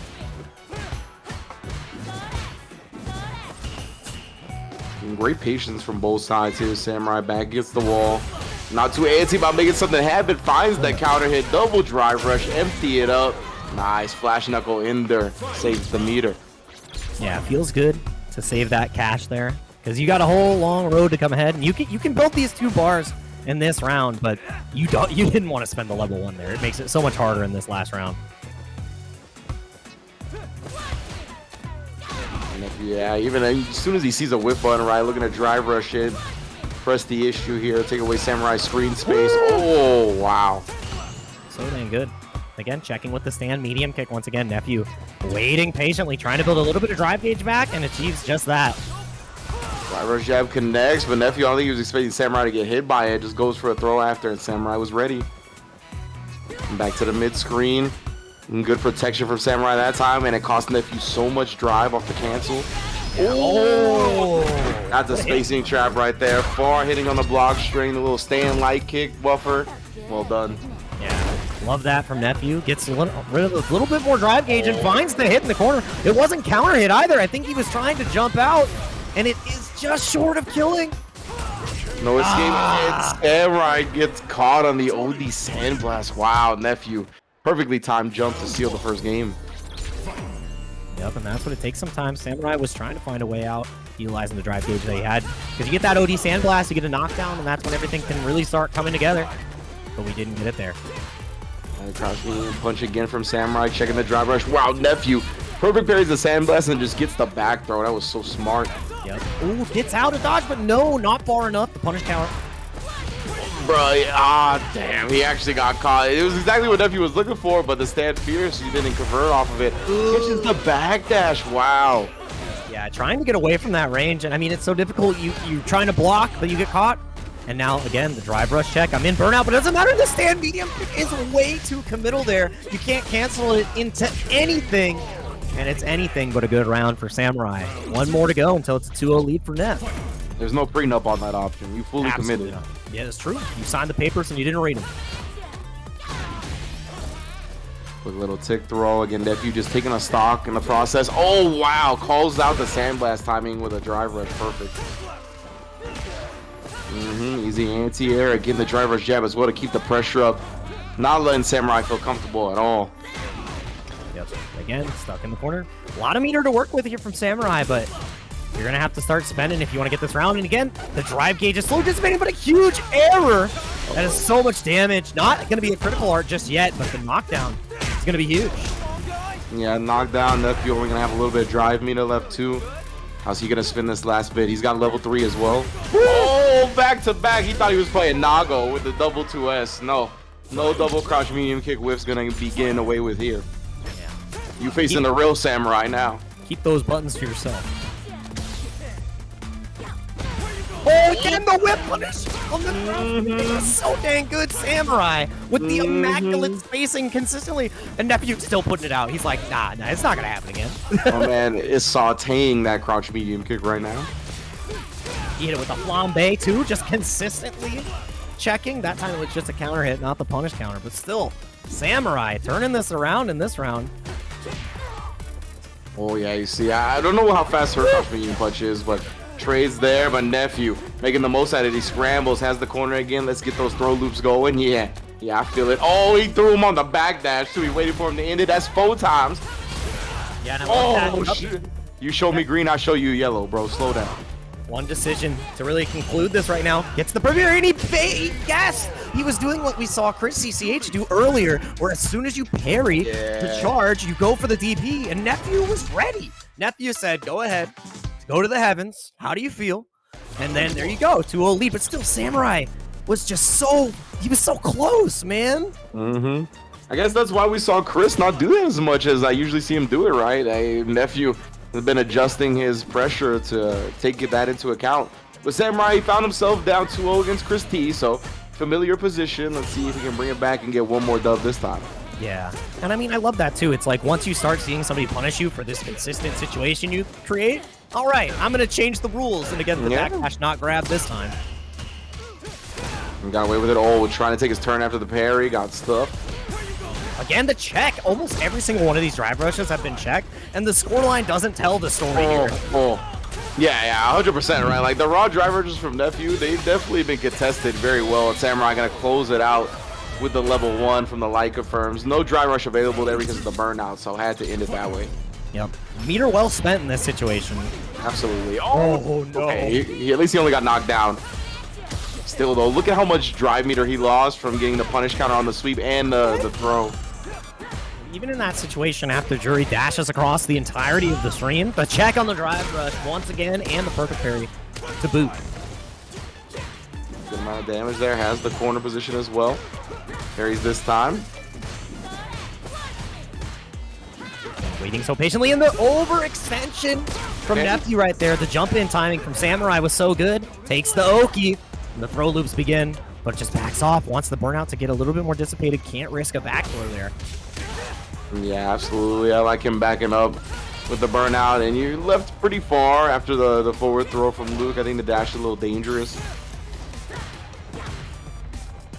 Waiting once again. Samurai not nudging, and the throw tech. He'll play this clock the entire time. This is what we know Samurai for, playing it so patiently. The finish on the OD Sandblast. You gotta be kidding me. I don't know if this is gonna kill, but this is incredible for Nephew. No modern controls necessary. Classically trained indeed. Nephew. Oh, there it is. Right back at you. Showed him a drive rush and told him to slow down again. ODDP. That was incredible from both sides. That was, you know what? It lost him the last game. He said, I'll do it again. Watch me. I love that from Samurai. Like ice in his veins. Absolutely. Ice in his veins. He's that dude. Yeah, drive reversal -8 on block, but from that distance, and Nephew wasn't going to get a clean punish, so maybe could have drive rushed in through, caught him off guard, but hindsight. Oh, punish again. Those stock block strings, not for free on Luke. Yeah, nice. Gets the knockdown. Let's see how he can move towards the corner here. Doesn't. Not close enough just yet to get the drive. Gets the stun. Not again! That's the second time we've seen Nephew with the whip there on the DP. Just send it again. Indeed, a pixel drive meter to his name. You see, yeah, he's jumping. He's trying to avoid getting burnt out by a fireball, but pays for it dearly anyway. Samurai very patient with his own projectile game right now. Just slowly playing it in again. The clock is his ally. 40 seconds. Gonna take the pressure safely, goes for the throw bait. No Nephew not flinching. biting. There it is, huge counter hit. That crouch medium punch. I want to count like how many hits have come from crouch medium punch for Samurai tonight. Well, I love that you've been doing the reviews there, so maybe you'll watch the VOD and write it down because Yeah, you've been his success rate is like 80 or 90%. No lie. it's wild. It's very good. Yeah. You know, he's just waiting patiently. He's like, come on. I'm trying to fake Nephew out, show him some animations. Again, yeah, not pressing that time right. Nephew has learned his lesson. Does get cut off at the pass though.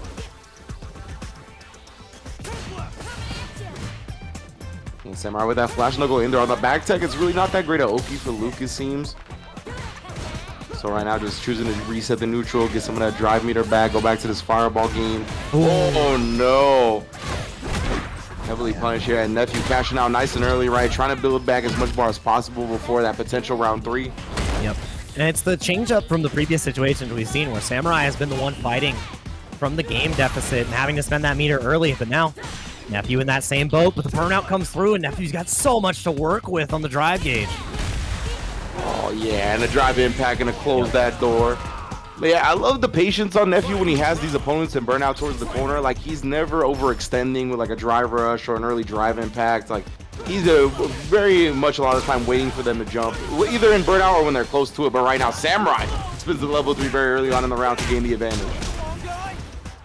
So dang good. We see this consistently too. Once we get that first hit, we spend for the level 3, locked in the corner, and the drive reversal to keep the offensive going. I love that. Don't let Nephew escape with the level 1 is a way out, and you get a little bit of drive gauge back. I think that's one of the most important parts here. Exactly, Nephew, he needs that, right? Build some, or burn some of Samurai's, builds back some of his own, but Samurai again gonna be able to find the corner here, put the jab pressure on him. Another offensive drive reversal, even if it means burnout. Gets the throw. Oh, Nephew with a clutch tech. And again, that's a guaranteed punish. He committed to it. It would lose the Sandblast, but because Samurai was already in burnout, he knows. Back to the wall. You see, that's why Samurai went with the back jump as well. Just out of range. It's so good from Samurai. Back jump there, walk forward outside the wall splat range. Expertly managed. And the thing is, now if you block this next block string, you're going to be in burnout. And Samurai has a guaranteed kill, but the throw bait once again spends the level 1. Burnout's not over, but you're in the corner. You've got to guess out right. And the jab challenge, Samurai, taking us to a game 5. It looked like it might have been a little bit of a delayed jab too, but Samurai again, man, from the brink of defeat, from a 2-0 deficit against Chris T, from a 2-0 deficit against Nephew, he forces a final game. Dude, he's been clutch for years, just like when he qualified for the CT last year, right? Like, it's that everybody, like Samurai hadn't been playing, and he comes back to the tournament and just takes the whole thing. Like, that's, you can never sleep on him. Yeah, man, he's just built for the competitive environment. Yeah, he is beyond zen. Again, burnt out again. The management of drive gauges, it's a common thing that we're gonna see Luke's have to deal with. And now Nephew, that's what I'm talking about, to the corner. Like, he's so good. He just patiently waits for these people to jump. It's so uncomfortable being on the ground with low drive meter or burnout. So he's very, very strong. Yeah. There we go. Now Nephew's on the burnout side, and this is actually a great situation for Samurai. The only way, if he gets the pressure started, he can escape is with the level 1. Let's see how this goes. He's not overcommitting just yet. Yeah, he sprinkles on some damage with the OD Sandblast there. Yeah, puts in a little bit more. He knows the burnout's about to end. Yeah, the buffer was already present, so now Samurai just walking it back. 30 seconds on the clock. Nephew's the one who has to overextend. Oh, and now it's even worse. No drive versus that time. Tries for a drive impact, because Nephew can't drive impact back, right? The damage will kill him off. So I like that from Samurai. I love it too, because it's like muscle memory, right? You see the drive impact and you're like, I'm going to do it back. But it's a checkmate scenario, and that Sandblast gives Samurai the lead for the first time in the set. Samurai, man, doing what Nephew did, and now committing to the level 2 early. Take him to the corner here. That's good damage to start this round too. Yep. And again, playing that space perfectly. Able to throw Sandblast and wait for the jump out, potentially. Nephew not biting, and now continue to be locked down. He can't get out of the corner just yet. Huge hit confirmed. Nephew running out of time. Such disciplined play from Samurai, man. It's been very impressive to watch. Checks him again. No counter hit. Maybe he needed that for the link he was looking for. But ODDP challenge. Drive impact respected. Nephew's got one decision left in the tank. Samurai just has to survive this burnout. And it's almost guaranteed. But the knockdown, this is where it begins. We're going so close to the corner. The overhead connects, but you don't get a full extension. And now, waiting patiently. The anti-air would have been everything. Yeah, Nephew, though, too much on his plate. Wow, it wasn't a wall splat, though. Samurai gets his meter back. Oh, the throw again. Puts him on death's door, and he caught him reaching with a crouch medium kick. I can't believe we're going to a final round. Final game, final round here. Samurai. All it took, like I said, he just had to survive the burnout. And Nephew just every moment made it count the most in that last time. The critical art, not the critical art, the level 3 comes out now. It's gonna be huge here. Nephew has a little bit of meter to build back here, and Samurai in the back foot again.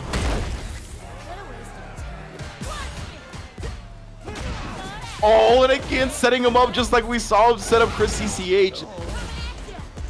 Man, stand fierce whiff punish when you press your good old reliable button. Nephew knows exactly where to be. Dude throws away. Oh, he wanted it again. He was setting him up. Samurai didn't bite that time. Oh, no, too late. Oh, that's a heartbreaker right there. Samurai from the depths. It's so close. One burnout sequence from winning the set, and it ends on a dash forward DP. He did so well that entire set too. I like you said, I want to see the amount of times he checked the drive rush because it was so consistent. Like he would every single time, even if it was a scramble, it felt like, nah, that's the one thing you're never gonna do to me. Yeah, like Nephew had to start adjusting where he drive rushed from, right? Like he started doing it a lot closer and immediately going into jab, right? Because every other space, it was just getting stuffed. Like he had to stop doing it. So great stuff from Samurai. It's heartbreaking to go down 2-0 in both matches and bring it back to final rounds, only to once again face defeat. But if anybody is going to bounce back stronger from losses like that, it's Samurai. It's in the name, you know what I'm saying? So big ups to him. Nephew staying alive again, gathering the points. I think he got second last week, right? He's like second on points, so already a guaranteed top 4 finish here. He's going to be looking good.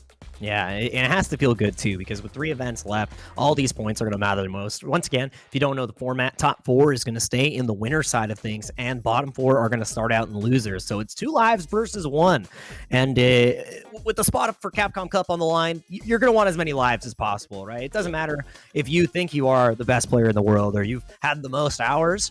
Having that second chance that security is nice. So these points are so very important to secure. And I actually get to run this back this time. Now we have winners finals coming up after this set that we just had. And again, Samurai gave us one hell of a show, and I think winner finals is going to give us such an even better show, because Chris T versus JV, who have both been playing so dang well this entire time, and Chris T sadly not able to play in the qualifier, right? Number 1 in points here. He wants to keep it that way. Yeah, absolutely, for sure. Chris T and JB going to be duking it out here.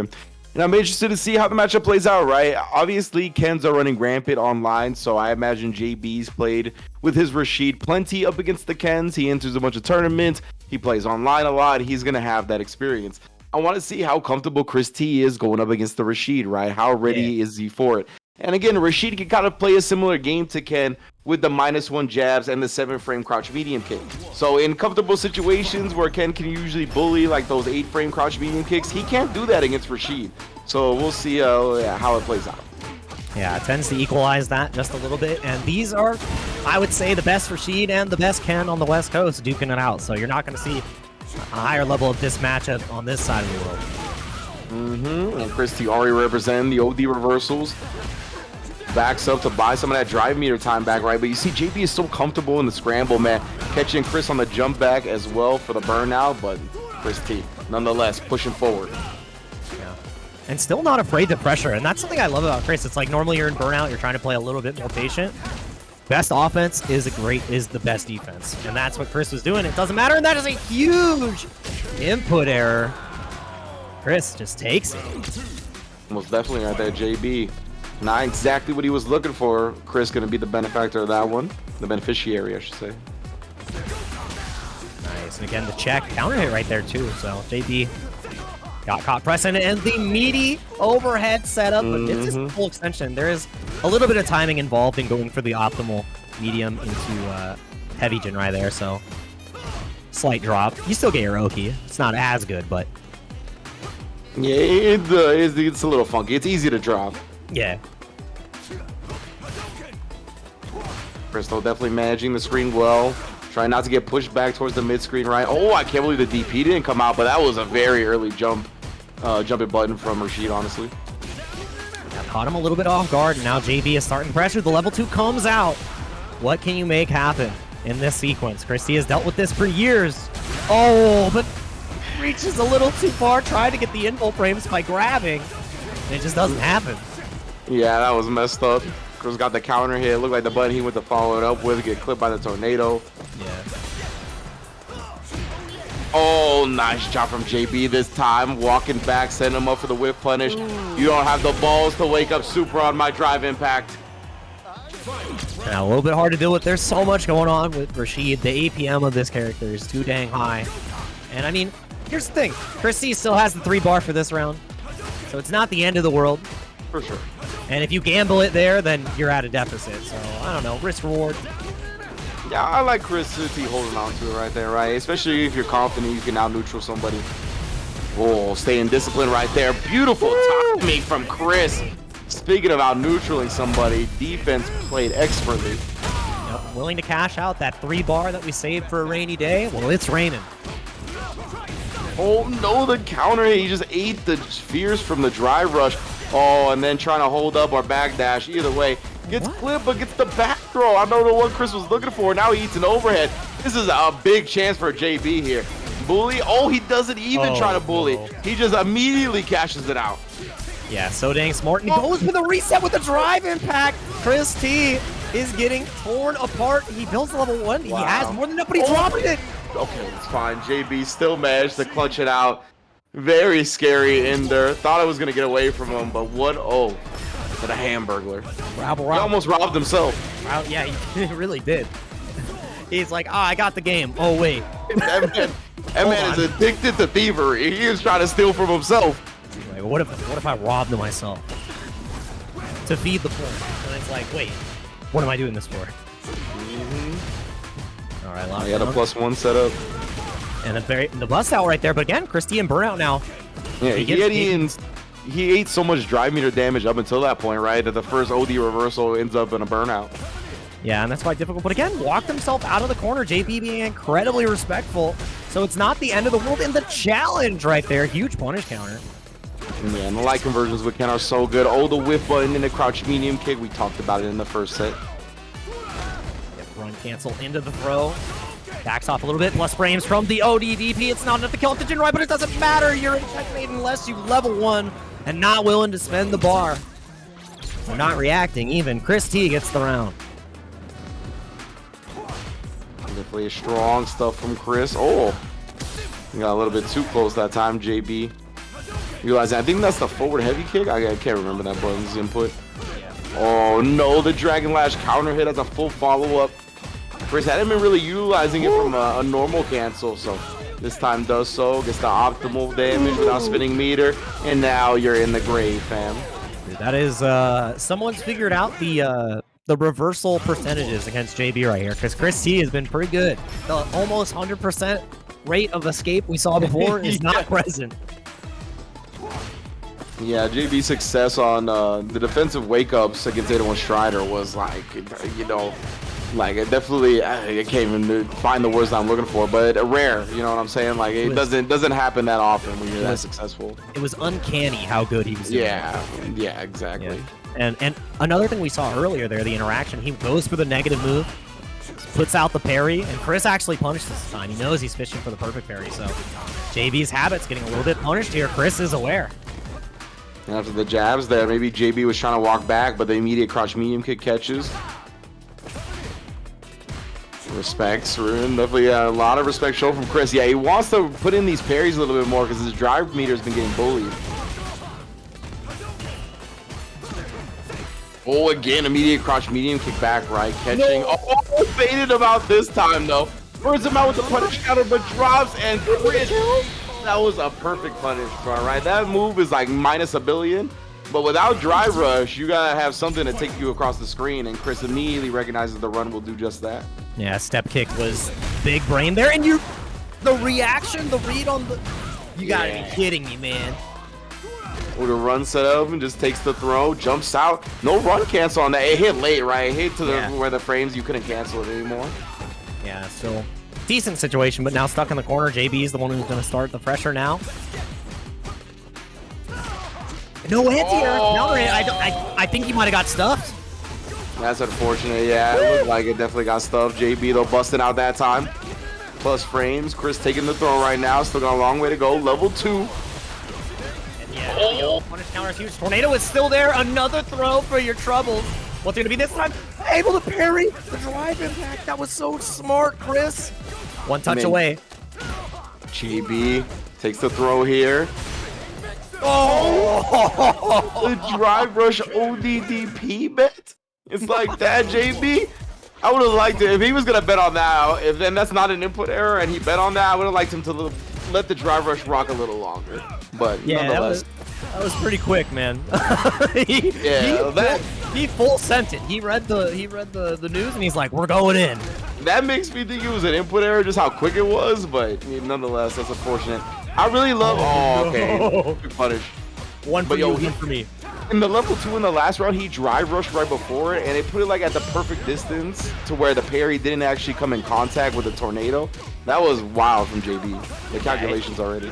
He is so dang smart and innovative on this character, but that 100% is not looking good anymore. We're gonna need to reevaluate the Scantron, man, because right now scanners are on. Chris T, 1 round away, looking so consistent, and the counter hits you on the Dragon Lash. When the Dragon Lash hits, that's when things start going downhill. Yeah. Oh man, trying to punk him right there. It was the 2-step, the double throw bait. JB not biting though. You seen that one once or twice. Does get straight whiff punish into the level 1. Just give me the damage. We'll throw in again here. Enhanced dash. Oh yeah, point blank with a fireball. He gets a punish on block. Enhance. Keeps him plus, but he goes for the drive reversal, keeps himself safe. He does not want to stay in that corner, and it's guaranteed. Oh my god, we're talking about single hit confirms, and he does it again. First the level 1, now the level 2. Chris T. Oh, can't whip punish the throw attempt. Just drive rush off the target combo. JB catches him reaching that time. Both players burnt out. Oh man, and now JB's the one who has to take the initiative here, continuing to pressure forward. And the fireball, it's not enough to kill the Jinrai start though, and the backdashes are so dang smart, but the fireball is enough. JB could not find a way out, stuck in the corner without a paddle. And he's gonna have to swim his way over to the losers with the Sharks.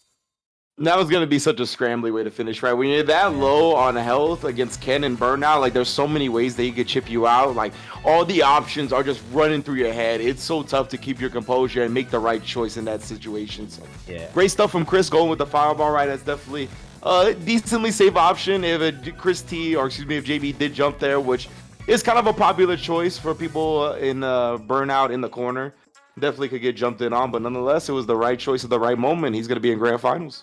Yeah, and again, sitting pretty right at the top. Chris T, a consistent performer, one of the strongest Kens in the world, and those single hit confirms were beautiful to watch. And this is how our bracket's shaped up. Like, it has been hotly contested almost the entire time.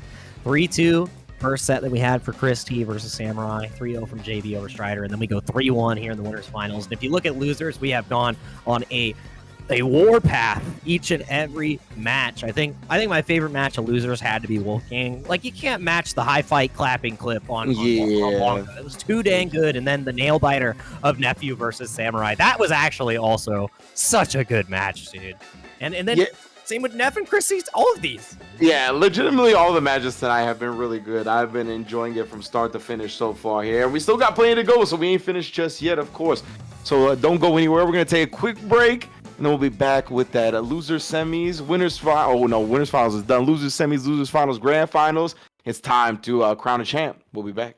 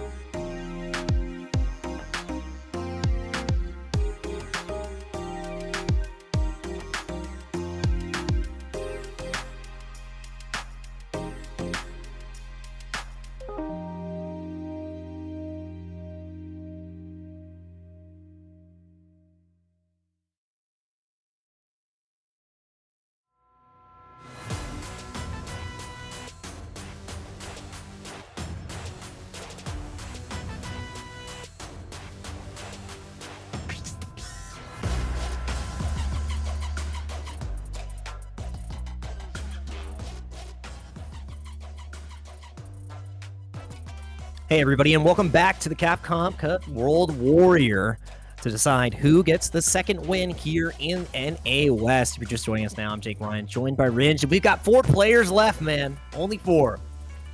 Indeed, right? We just saw Chris T take his spot in Grand Finals win aside, as he did the week previously. JB, of course, in Losers Finals. We'll see if he can get that run back up against Chris T. Wolfgang and Nephew going to be our next match, though, in that Losers semis, right? After 2 nail-biters from Nephew, both 3-2 victories, one over Chris CCH, one over Samurai, where Samurai was able to nearly bring it back from a 2-0 deficit. Nephew did bring it back from a 2-0 deficit of his own against Chris CCH. And then on the other side, Wolfgang, 3-1s over Julio, 3-1 over Strider. Both players, they put up a good fight, but they did not seem ready for the chaos that Blanca was bringing. Yeah, and we're going to see if Nephew can contain it, because he's been fighting on a razor's edge this entire time, and Wolfgang's looking like it's a day at the park. He's been having fun. He's fed the ducks. He's clapped his hands. He's doing everything he wants, and it's already starting that way. It's all Blanca balls all day. Yeah, don't let this man taunt combo you, bro. That is a big swing in morale. Yeah, and great usage of that command normal as well. Just a huge wall, as you said earlier. It's the Brazilian wall. He's like, why do you have that normal? I ate the eels. That's where the electricity came from. Legit like a fireball from Blanca. Like, that's the range on it. It's the claws. That's the fireball. No punish. He had the right read. It's just Nephew didn't press in time. Yeah, unfortunate. Definitely left some damage on the table there. Call reaching that time. That stand fear is so good at whip punishing. Love to see it. And the wow, that was really good DP from Nephew right there, catching the jump. Can't drive impact back because you're too little health, and that's what closes it out. Wolfgang didn't react with the level 1. Nothing he could have done there. Maybe the OD Blanca ball, but God, that's a hard read. Yeah, perfect parry, or just parry in general as well. Like one of those things that you need to bring to the forefront of your mind when you don't have enough health to drive impact back. Dude, that, wow. Dog. Drive rush, heavy kick. And he like immediately did it too. He was counting on Nephew closing the distance. Yeah, he baited with the double. Slow ball, the lightning beast. Activates the Blanca Chan mid ball as well. And the throw right there, the confidence from Nephew to defend. As soon as he saw Blanca Chan was gone, he was like, nope, Wolfgang, we're not playing this game anymore. Bro, the goal to have active defense in that situation. Nephew again, right? He is not trying to let himself get bullied. Yeah, consistently finding a way to escape from Wolfgang here. But again, Wolfgang still has the lead. Yeah, 3 meters. Oh, and all the drive meter. This time, he's not going to leave any damage on the table. We cash those out, bad boy. Nephew 1-0. Yeah, just to make sure with the level 3. You know, level 1 might have done it, but you have all that bar and no more rounds to give. So, good first game from Nephew. Really navigating around everything Wolfgang has presented so far. Yeah, just doing a great job, not really getting caught in the chaos of Blanca like the last 2 sets we saw, right? Yeah. Like, he's really just willing to slug it out, knowing the gaps that he can press in, willing to do the OD reversals. Definitely good stuff. Yeah, and the tricky, like, jump overs and the Blanca ball shenanigans. Yeah. Having an answer almost every time, so good stuff from Nephew so far.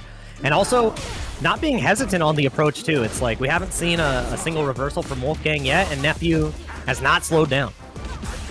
Yeah, 100%, right? He's just taking what he can give him. If you're going to OD reversal me, I'll eat one of those. just to have the optimal offense most of the time. That time, though, Wolfgang take it to the skies with punishing the throw with the OD air Blanca ball. That's how Blanca gets down, bro. The first one got checked, and he said, "I'll do it again." Yeah. And I love that too. It's like Nephew was in a position where you double drive impact. All right, I'm gonna double down ball, and you're gonna have a bad time. That's that heavy kick. That was a cursed hit on that anti-air. But Nephew, again, not letting this stuff get to him, right? He's definitely been so composed about this with punishing the knees. I don't know what that was about. And the drive rush overhead. Doing excellent work here so far. Nephew doesn't want to end this pressure because look at the drive gauge slowly chipping away at Wolfgang, like generating a lead. Was he safe there again? Was it height? It looked like it. It looked like it. Wolfgang has these spacings on the regular dive balls that are making it very difficult for the opponent to punish. Dude, I need the affirmation in chat from Wolfgang after. Again, so scary. Wow! Oh, wow. So good. And it got some reaction. Yeah, that was wild. So dang good. Like, man, oh man. Nephew is a talent in both games for a reason. Yeah. This man is a monster. Right now here, oh yeah, no escaping for free. Just short. That's a deep breath. That's a sigh of relief, but you're still stuck. You got to find a way out, and there it is. Sends the charge out. Wolfgang loses that corner position. Yeah, he might have been trying to input something that like can hop over the fireball, just messed it up. I don't know. Yeah. Lightning Beast activated though. It's time for your attempt at an escape. Oh, he actually did bait out the parry a little bit, but he didn't go with the throw. Does go down on Lightning Beast that time to get the throw. Oh, that's plus for days. Plus again. Oh, Nephew finally we see somebody wake up on the meaty drive impact. Gets it with a level 3. That's building him back so much of the burnout meter. Yeah, just short of the critical art, which would have been even more, but still equalizing the health. Air to air comes out, and he gets him with the meaty on the ground. The counter hit comes out. Maybe he was expecting a throw, but now he's expecting a potential reverse sweep. He's got to make the 3-2 comeback. Nephew's the one in this position now. The more clutch defensive choices this time from Nephew. Amazing stuff. Be ready for that. And then punishing the light Blanca ball. No parry baits here. So good. Seeing that the OD Blanca ball lost to the charge on the ground too. Pretty unfortunate. Perfect parry gets you a little bit. And the reset. So dang smart. Wolfgang start. Knowing that he was going to get an air hit after that perfect parry to immediately do drive impact after, that was, yeah, next level. Throw comes in, and this is where the loops can become so dang oppressive, but it doesn't matter. Wolfgang getting caught up first wake up. Nephew bust out. Nephew, oh, he actually landed in front. I have to imagine Wolfgang thought it was going to be behind him. Oh, nice. Good sound. And the charge comes out, and you can't do much of anything. All you had was level 1 again, and Wolfgang doesn't react. Set point for Neff. Yeah, that was like max range on the drive impact, too. Twice? Back-to-backs. Throw the 4 bars away. I don't need them. I don't need no meter. And it's building right back. Anyways, the command grab finally connects. Yeah, dodge the throw from Neff. Oh, and then again, another punish counter. And there it is. Another drive impact, too. Wolfgang having so many great situations. Blanca chance set up. Nephew having a hard time escaping, but the tech, wow. And the answer again. Oh, nobody timed it wrong. He did. He was a little bit too early. Wolfgang didn't have to deal with it on the wake up. Reacts to the whiff with a drive impact anyway. Staying alive here. Man, that's so hurtful. It's like, did Wolfgang really press on wake up to beat me, or did he just see that I whiffed? Like, man, I don't know. I think it's better to get punished than to never know. Yeah. Burned out already. Nephew in a terrible position, but that throw was so clutch on the hop. Yeah, Wolfgang, he got caught in an awkward spot after anti-airing. Couldn't quite follow it up how he wanted. Oh, baits it out there, the animation, using the good reactions of Nephew against him. Nah! Again, no drive impacts for free here. I love it. You literally made him look so good. Abusing his good reactions. Wow, what good reactions. Yeah, exactly. It's like, dang, this guy can't be stopped. You knew he had good reactions. You just used them against him. But he tested them in the end anyway. Stand Fierce closes out the set. Nephew, bruh, he is a force in this game so far. Love seeing it. He played this matchup at CEO Grand Finals up against Mena, right? Definitely looked good there, and that was when the game was still really new, so you know he's only built in experience against the character. Shows it off there, takes it 3-0. And JB versus Nephew, another familiar matchup. The transplants meet in losers finals. You called them the transplants. That's what they are, bro. It's like the Street Fighter version of Repo Man. Punk and Idom are just gonna come to West Coast and bring them back, and they're like, we need our boys back. And be like, no, we paid for these. What do you mean? And it's like, nope, we're taking them back. They were only on loan. We can take them at any time. But yeah, JB versus Nephew is going to be one hell of a match. Honestly, Nephew had an answer for almost everything, and sure, there was a lot of moments where he was baited out for the reversal, and Wolfgang got that pressure started, but it just felt like he had all the answers that nobody else was able to find in the loser side. The throws on the hops, and just about everything. It made Lightning Beast versus a burnout character look not that threatening, and that's hard to do. Yeah, and it was really those clutch reactions with the level 3s, right? A lot of the time, Wolfgang was getting big damage on these opponents, burning them out, putting them in the corner, abusing the drive impact, and Nephew just never let that happen. So up against JB here in losers finals. Let's see how this one, again, going to be another explosive one given these two characters and their offensive capabilities. Nephew already tagging him with the crouch medium kick early, but JB right over the fireball. That's a tool to keep an eye on going forward. Yeah, I love that because, you know, not a lot of characters have the best options to really get over that slow crawling fireball, and Rashid just sails right on through. That was really sick. And that's there we go. Yeah, that's a button that like JB loves to use neutral anyways and go for the perfect parry attempt afterwards. He's like, whatever, I'll send it. It wins here, even better. Yeah, that's a great point. Like, definitely something that JB naturally fishes for. So when it doubles up as a tool against the opponent, that's the best of both worlds. Again, utilizing it right there, right? It's safe on block anyway, so he's chilling. And again, busts out. So far, 100% reversal rate. And not fast enough. The drive rush gets checked. Nephew had a charge on the tank, sends it forward. First round on the board.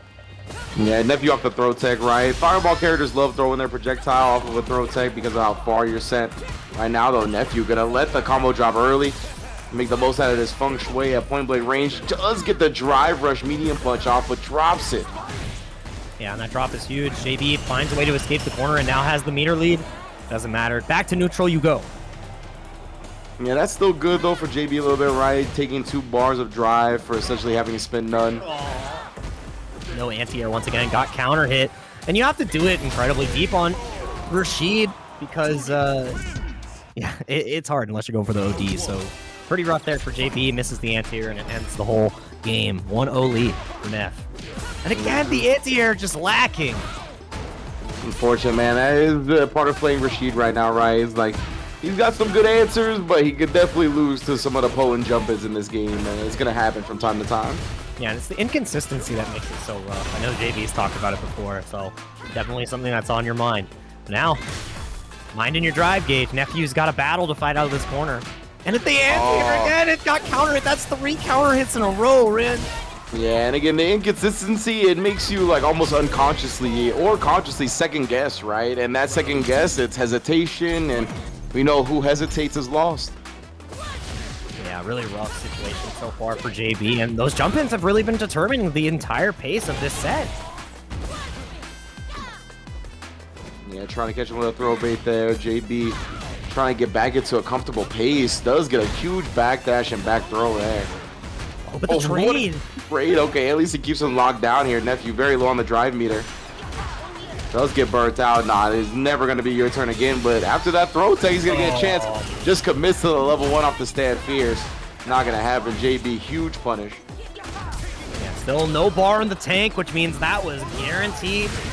I believe JB will have enough to get the kill here. Maybe goes for a reset to save the bar, or just closes it out. Super Rashid kick to do it. And we're going into the next round. JB staying alive. Like, yeah, I think you could have maybe gotten the kill with the 1 frame link where you hit the double jump like super late, but that's really hard. It's literally 1 frame, so.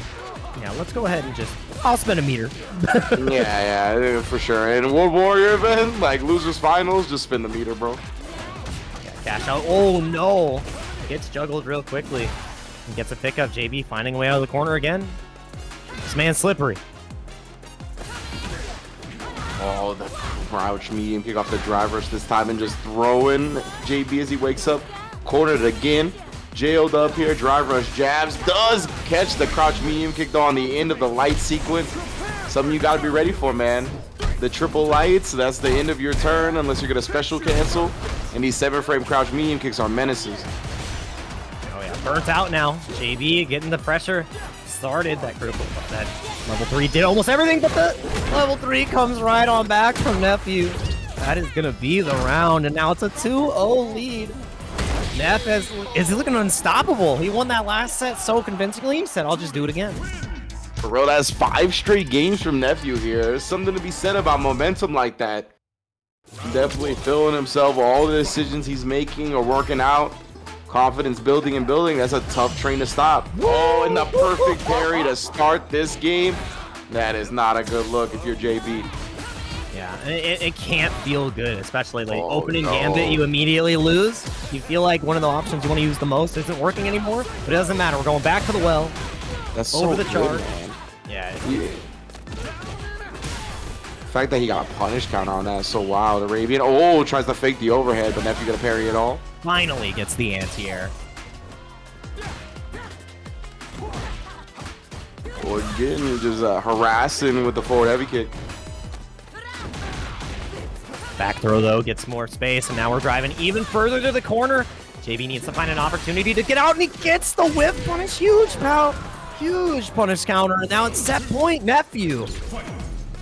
Nephew be putting the necks in the guillotines with that setup in the corner, bro. He just like backs up after a couple of plus frame normals, waits for you to whiff your big medium button, just destroys it. Just cleans up, drops the guillotine.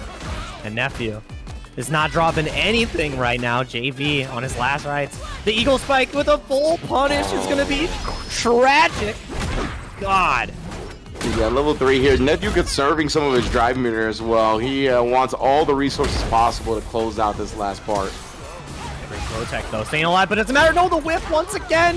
Thought he'd be able to maybe get the hit confirmed, but now the CA comes right back. JB, he might be able to get this, man. He really might. He has a real shot now. Nephew doesn't have too much drive meter to work with. JB tried to bait him out right there, just showing him the parry. He was hoping he would let the DP rip. Oh, speaking of which, JP does it himself. Oh, my Nephew. That's what he was looking for before, indeed. And I called him JP when he's JB. Sorry, bro. That's Capcom's fault. But Nephew in the grand finals, 3 O's back-to-back. That's mean, bro. That was incredibly clutch. And I love that, too, because he knew that he was baiting out. He was trying to check the drive rush right there with the DP, so he just did the hold parry, right?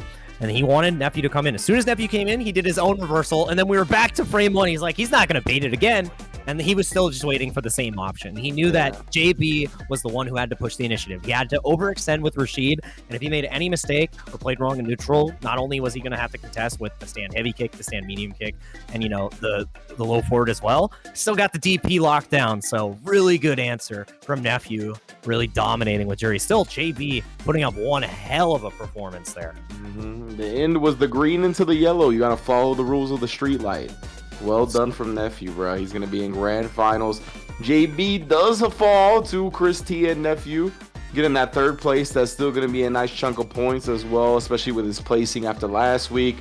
Going to be looking a real prime. But Chris T, he's the one that won last week. Nephew going to be out here again trying to take the lion's share of these points. Try to wrestle that #1 seed away from Chris. Yeah, and there's a lot on the line. The points, everything under the sun, and grand finals is going to be amazing. And we want that Matcherino to be amazing for the players as well, because we want to fill their pockets as well as the leaderboard. 40-50 on the docket now. Witty once again with the 30-25. Thanks for using the coins. Rotary Lover with the 525. King Dewey with the 555.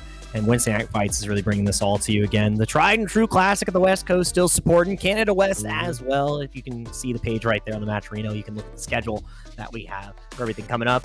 The registration that is also available. You could sign up for all these events right now, and you want to make sure you get in on them early, because the only one who can change your fate on the leaderboards is you, based on your performance. Once again, shout outs to everybody who has been using those codes. We still have over 20 codes available, so I see 660 of you in there. Please use the Matcherino codes. Please get these players a little bit more money, and thanks so far to everybody who's contributed. Exactly, the exclamation point Matcherino in the chat. free money to the players. Please handle that while we take our last break here on the World Warrior 2 event. Again, handle the match Reno in the meantime. We can come back, be all smiles, get this grand finals popping. Do not go anywhere.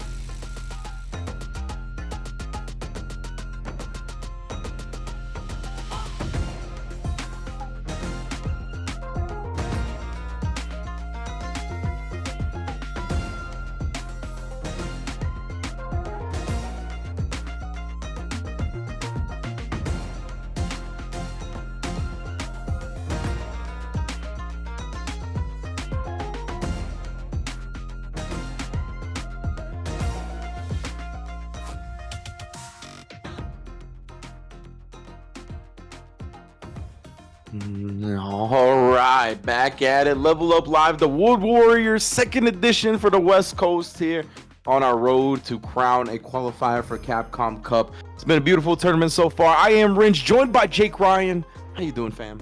Dude, I'm doing good. We have had some of the best Street Fighters that we get to see on the West Coast, and it's only getting better from here. We have gotten ourselves down to two final competitors, and it is grand finals of Chris T versus Nephew, Jury versus Ken. And Chris T is still sitting on top of the points. So there's a lot on the line here. Nephew would put himself in a pretty strong position if he's able to win this set. However, he is coming from losers. So he's got to beat Chris T 2 times in a row, 2 sets. And not a lot of people even get 1 set against Chris T. So Nephew's got his money cut out for him. He's got his work cut out for him. And the work is well worth it. There's $1 million on the line to get into that Capcom Pro Tour. So you want as many points to make sure that it's a lot easier of a road. So Chris T's got other ideas as well. Indeed, and Nephew, he started our top 8 in the losers bracket, right? He dropped to 801 Strider in top 16. He did defeat Chris CCH on the road to get to Chris T. So 1 can in the bag already, and he's breaking out the modern Chun-Li for the grand final. I'm actually so impressed with this. I have not seen Nephew on the modern Chun as much as I'd like to say, and let's see if we can channel the spirit of Haitani. This is definitely a character he's been working on a lot more recently, so I'm glad to see him busted out in this instance. Had to be for a matchup like this, right? Yeah, and I mean, bringing the modern against a player like Chris T, whose reactions and his aggression is so pristine, right? I think it's a good idea because you're gonna force him to play a different way, especially with the answers you can present lightning fast.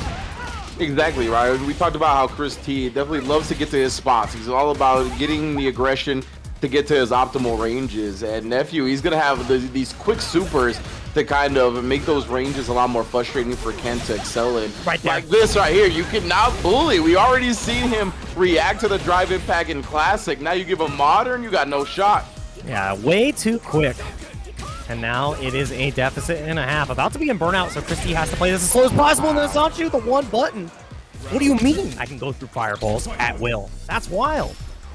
Wait a minute now. I don't know if Chris T was expecting this. And the crouch light punch counter hit to the light kick. That was very nice. Oh, what a perfect parry on the first Dragon Lash presented from Chris T. Nephew is making this look really good, but again, the wonderful light confirms that you have on the likes of Ken. The fact that you can do stand jab, stand short into DP, and now the Oki. But again, Tiger Knee legs. It's so dang good. Nephew finding a way out. Indeed, Nephew. Oh no, Aaron, time to throw the fireball. Chris T, the respect shown here. This is gonna empty the level 3 even with a healthy life lead. Making sure Nephew loses this round here now. Yeah, and I love that too. Cut the confirm a little bit short because there's more than enough drive gauge, but had the meter to utilize. So good stuff from Chris, recognizing the situation. Yeah, that definitely shows me that he definitely thinks this Chun-Li modern scheme is trouble. I mean, if you're, I don't think, do you think Chris prepared for this? Let's be honest. No, I definitely do not think he was expecting this. So now, yeah, I mean, you got to take what you can get, right? If that was going to seal him that round, then he's going to use it. Again, catches Nephew trying to press on the stand medium punch that is minus, but can go into the target combos you just saw. Oh, and the challenge back right there. Nephew with the interruption on Chris T trying to steal the turn back. Huge damage here. Oh boy, bro. This definitely might be spelling a reset here if Chris can't make the adjustments in time. This Chun-Li is a problem. And in general, I already think Chun-Li does pretty decently against Ken. So on top of that, you add Nephew's modern reactions to the mix. It's looking long at surrender. We went right back to character select. We went right back to the lobby to reevaluate how we're approaching this. I love that from Chris. He's like, hold on, I gotta think about this for a second. I don't know what Chris is. I guess he's just reconsidering, right? He's trying to get together a game plan because I don't think he's got really any other characters right now. If he pulled out the modern Ken, I would lose my mind. I would absolutely lose it. Yeah, I doubt we'll see the modern Ken. Maybe the Cammy. I think he was playing a little bit of Cammy on the side, but even that, I don't know, man. He just got his rhythm thrown off entirely by this modern Chun. Yeah, Ken has been put back in the slot, so we're going to see exactly how this plays out. We can only see the character portrait, can't see much else. So let's see how this goes. I do think he's just going to stay on the Ken, taking a breather to really evaluate what just happened. Got punished for a couple of the fireballs here and there. 2 in a row from the Zanshu. You throw one and you get punished. He said, I'll do it again. Gets punished again. Nephew, with the reactions in Modern, makes it happen. Yeah, we talked about Chris like having a really good range to recognize like throwing a fireball and then at the spacing where he can DP the jump ins. But like the Zanshu can punish the fireball from that range, right? So like that is immediately taken away from Chris. Yep. Oh my god. Caught the end of the fireball. Yeah, the vacuum effect too from the ODDP just reaches, so really good answer against the fireball meaty. That is a whiff, punishing the reactions. Very smart. The empty jumps, not putting your hand in the blender. Oh, no drive rush. And he's holding that space again, right? He just stopped throwing the fireballs a little bit, but the OD up kicks to escape. Has to deal with the fireball again. No fireball right back. And yeah, it's more than enough. You can't drive impact back. You're done for.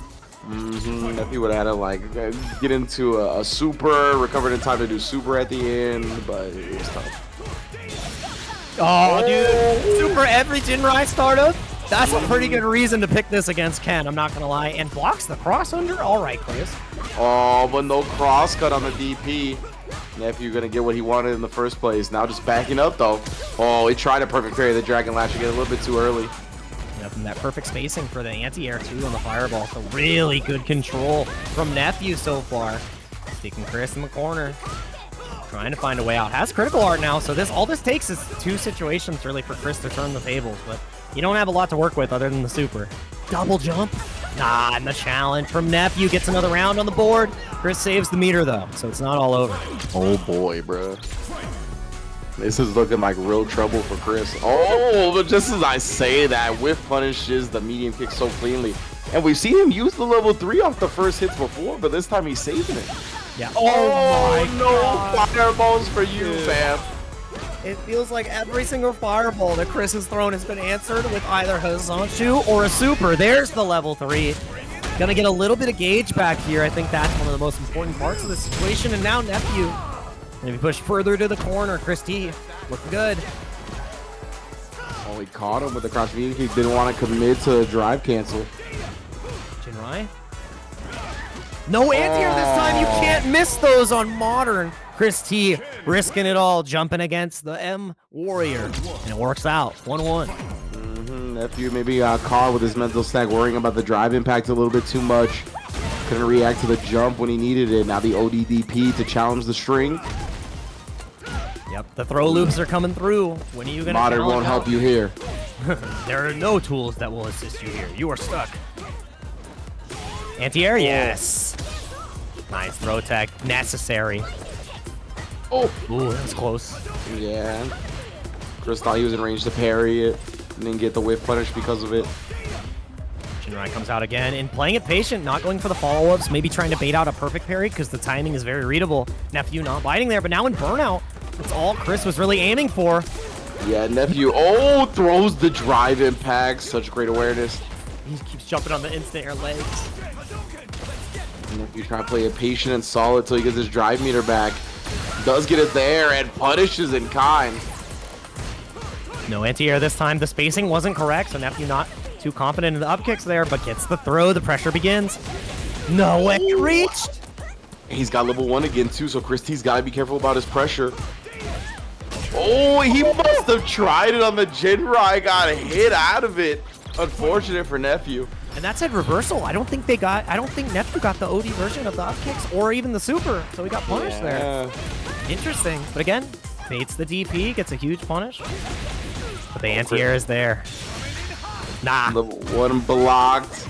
Punished in kind here. Nephew control in this second round heavy. Oh, the meaty stuff. You ain't going nowhere, Ken. Oh no, I'm going somewhere. I'm going right out of the corner and I'm taking you to Pain Town. Let's see how this goes. Oh no. Take him to, what is it, the Mojo Dojo Casa house? Yeah. The Mojo Dojo Casa house. That's where he keeps all his horses. He hides his pain behind the doors. Let's see how this goes. But again, that was so clean from Nephew. Oh, and the fierce after. It looked like it caught the recovery of the parry and Chris just wasn't blocking. Okay, no extension here into the level 3. Oh, yeah. Gonna get some good drive gauge back here. Super important. it is pretty even because Nephew has the meter lead now. Yeah, this is still very scary for both sides here, especially with Nephew having the modern controls, but the backdash drive rush cancel has him locked in this corner here. What are we gonna do with it? Just wakes up with the up kicks and burns himself out. Nephew's still confident. This isn't the worst situation either because Nephew on the modern, it's like normally, okay, well, I have to react super. It's one button. Yeah, it's much easier to do now. Yeah, definitely minimizes the risk here, and he's playing so patient. You see that he's not willing to go for the throw, not willing to overextend, only going for the jabs to stay safe. And he's back out of burnout. Nephew makes it look so easy. Indeed, Chris. He has to be so careful about his approach. Now he's just getting throw looped to death. One throw away, and Nephew plotting on the anti-air so well. He's been doing that cleanly all tournament long. Does it again here to take the lead in grand finals. Yeah, Nephew is just really surprising me with this modern Chun. We're seeing all the reasons why it's so potent in the right hands, right? Chris was so afraid to apply pressure there, especially against a burnt out Chun-Li, because any overextension you make, you're getting hit by that super. Exactly right. Jin Rise are completely off the table at that point. Dragon Lash from a normal is off the table. Like, there's so many things that Nephew is going to be looking for to react to, and it's an easy way to react. There you go. Yep, sees it again. He saw green, and he sees the punish opportunity against Christie in the corner again, and you can't use the super if there's no meter, but it's jailed because he got the extra plus frames off the drive rush pierce. Yeah, you can use the drive rush heavy buttons. You gotta do medium or else it locks you into the drive impact. Has the super now too, but doesn't get it in time. Went for the normal. Did not expect it, maybe expecting a throw. Gonna get that meter back though. No, not even. Because it was a crumple, it wasn't a wall splat. Yeah, he punished, countered him, he caught the button. That's like the ideal situation for you, right? You don't get the wall splat, you get a combo, and they're still burnt out. Yeah, it's like, man, I shouldn't have reached my hand in the cookie jar. Not a good time. Yeah. Now, Christie, huge pickup, but goes for the reset, and that's a wonderful, perfect parry right there. Oh, triple platinum with the lightning kick. She was letting you know. 3 times in a row. That was pretty good, Nephew. He said, go ahead, whip your throw, see what happens. Man, that was, yeah, it got into his head a little bit right there. That's one of those morale blows. Nice. Catching him reaching afterwards. Nephew here, 1 round away from a reset. Yeah, this is looking so good on the modern Chun. Christie hasn't really been able to present an answer just yet. And it's looking so good. The tick throw comes out, and now just waiting patiently, waiting for that third drive gauge bar to come back. And that's what Christie knows. I thought Nephew was going to react to that drive rush with a super, bro. It could have happened. You have to be so careful. But, I mean, Chris can't just remove all these options off the plate. You have to go for something. Yeah, definitely. That's why it's scary. We talk about the strength of modern controls. He does catch him committing to a grounded normal. No punish recovery, but Nephew maybe trying to walk forward out of it. Speaking of walking forward, does it to whip punish there. Level 3 as well. Chris is hurting. Yeah, using the whole animation too, so only about a quarter of the burnout is complete. And again, one touch will do it. The back throw, this is where it can start. No super, no nothing. You gotta rely on your natural instincts. And Chris T is not going down without a fight. Let's see what you have here. You already burned him out and goes for the over, but he goes into the confirm off the critical art. That should be able to kill Nephew. That was so smart. That was so smart. Jesus. Oh, wow, Chris.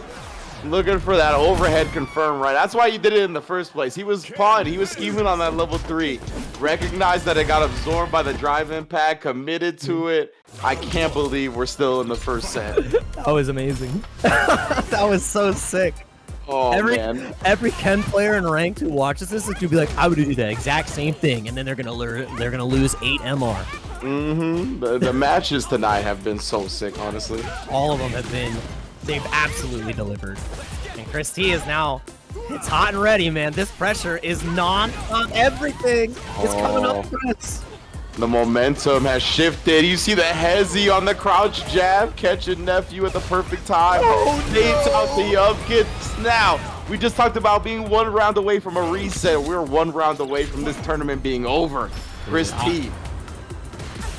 Nephew, everything is just coming up in.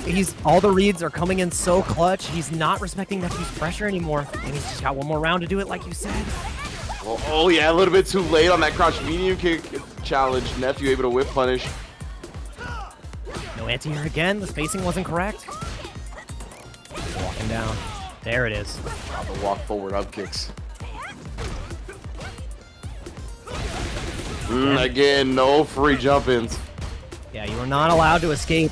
Not on my terms. And again, the crosscut. It's only one button. Oh, tech throw. Oh, Nephew drive impact in the Dragon Lash. Final round here in the first set of Grand Finals. Potentially the only set. A little too cheeky there. Knew that he had to go for a risk in order to open Nephew up, and that Dragon Lash leaves a huge opportunity, and Nephew presented one as well. Already to the corner, but the block on the drive reversal is massive because now Nephew is going to be burnt out in the corner. Wow. He got 3 bars. It's up to Nephew. Can he press the button ring? What is Chris going to do? How are you going to approach this, bro? He's got 3 bars, drive rush jab, I like it, so I would have done the same. Reacted in time. You can't sneak in these drive impacts. Nephew had a little bit of extra time too due to the hit stop on the freeze. Excuse me, the hit stop on the absorption. Yeah, Dragon Lash. Give me those plus frames. Whiffs the throw. And yeah, knows that Nephew is going to the skies. You cannot afford to hold the Dragon Lash. You can't hold the drive impact. And if he's optimal, he might be able to just do enough. He's going to take the Oki instead. Let's see how it goes. The jump. And it's over. Oh, man. Up kicks is just enough. He went for the jump to bait the throw, and it got a little too scrambly. Modern Chun could not get the job done. Chris T clutches it out with the... It all started from the overhead. After that, it was all downhill. Man, that was good. That was so scary at the end, too. Chris, I respect the decision to keep the drive meter right. Like, it would have been close if he was optimal, but the drive rush cancel combo would have burnt him out. So, like, if he doesn't get the kill there, he's burnt out, right? You don't want to be like that. So, I really respect the drive meter management at the end. And Chris able to clutch it out. It was looking scary. I thought we were going to a reset. I thought the Modern Chun was going to present too many problems. But Chris is a professional, baby. He definitely made the adjustments quick enough to clutch out the set. One of the best in the business for a reason. Yeah, absolutely love watching what he's able to do with Ken. Really shows how strong this character can be at the highest level, utilizing each and every one of his tools just to the peak of what you can see, and makes you have to respect all these options. At any point, you don't think you're gonna get hit by the overhead critical art, but it's always there. You gotta be ready. And you know, Modern Chun was almost ready. It just wasn't ready enough. No reset, no nothing. Chris T with the 3-2. What a set! What a tournament, Ringe. Yeah, that was super sick, man. Big ups to Chris T. All of our top 8: Samurai, Strider, JB, Wolfgang, Julio, Nephew, Chris CCH. Everybody put on a hell of a show this week for sure. But before we get out of here, we got to talk to Chris T. I got some questions for him regarding this Modern Chun. How did he react to that? What were the adjustments he made? And hopefully we could find all that out soon. We're going to be setting up an interview with him. Do not go anywhere.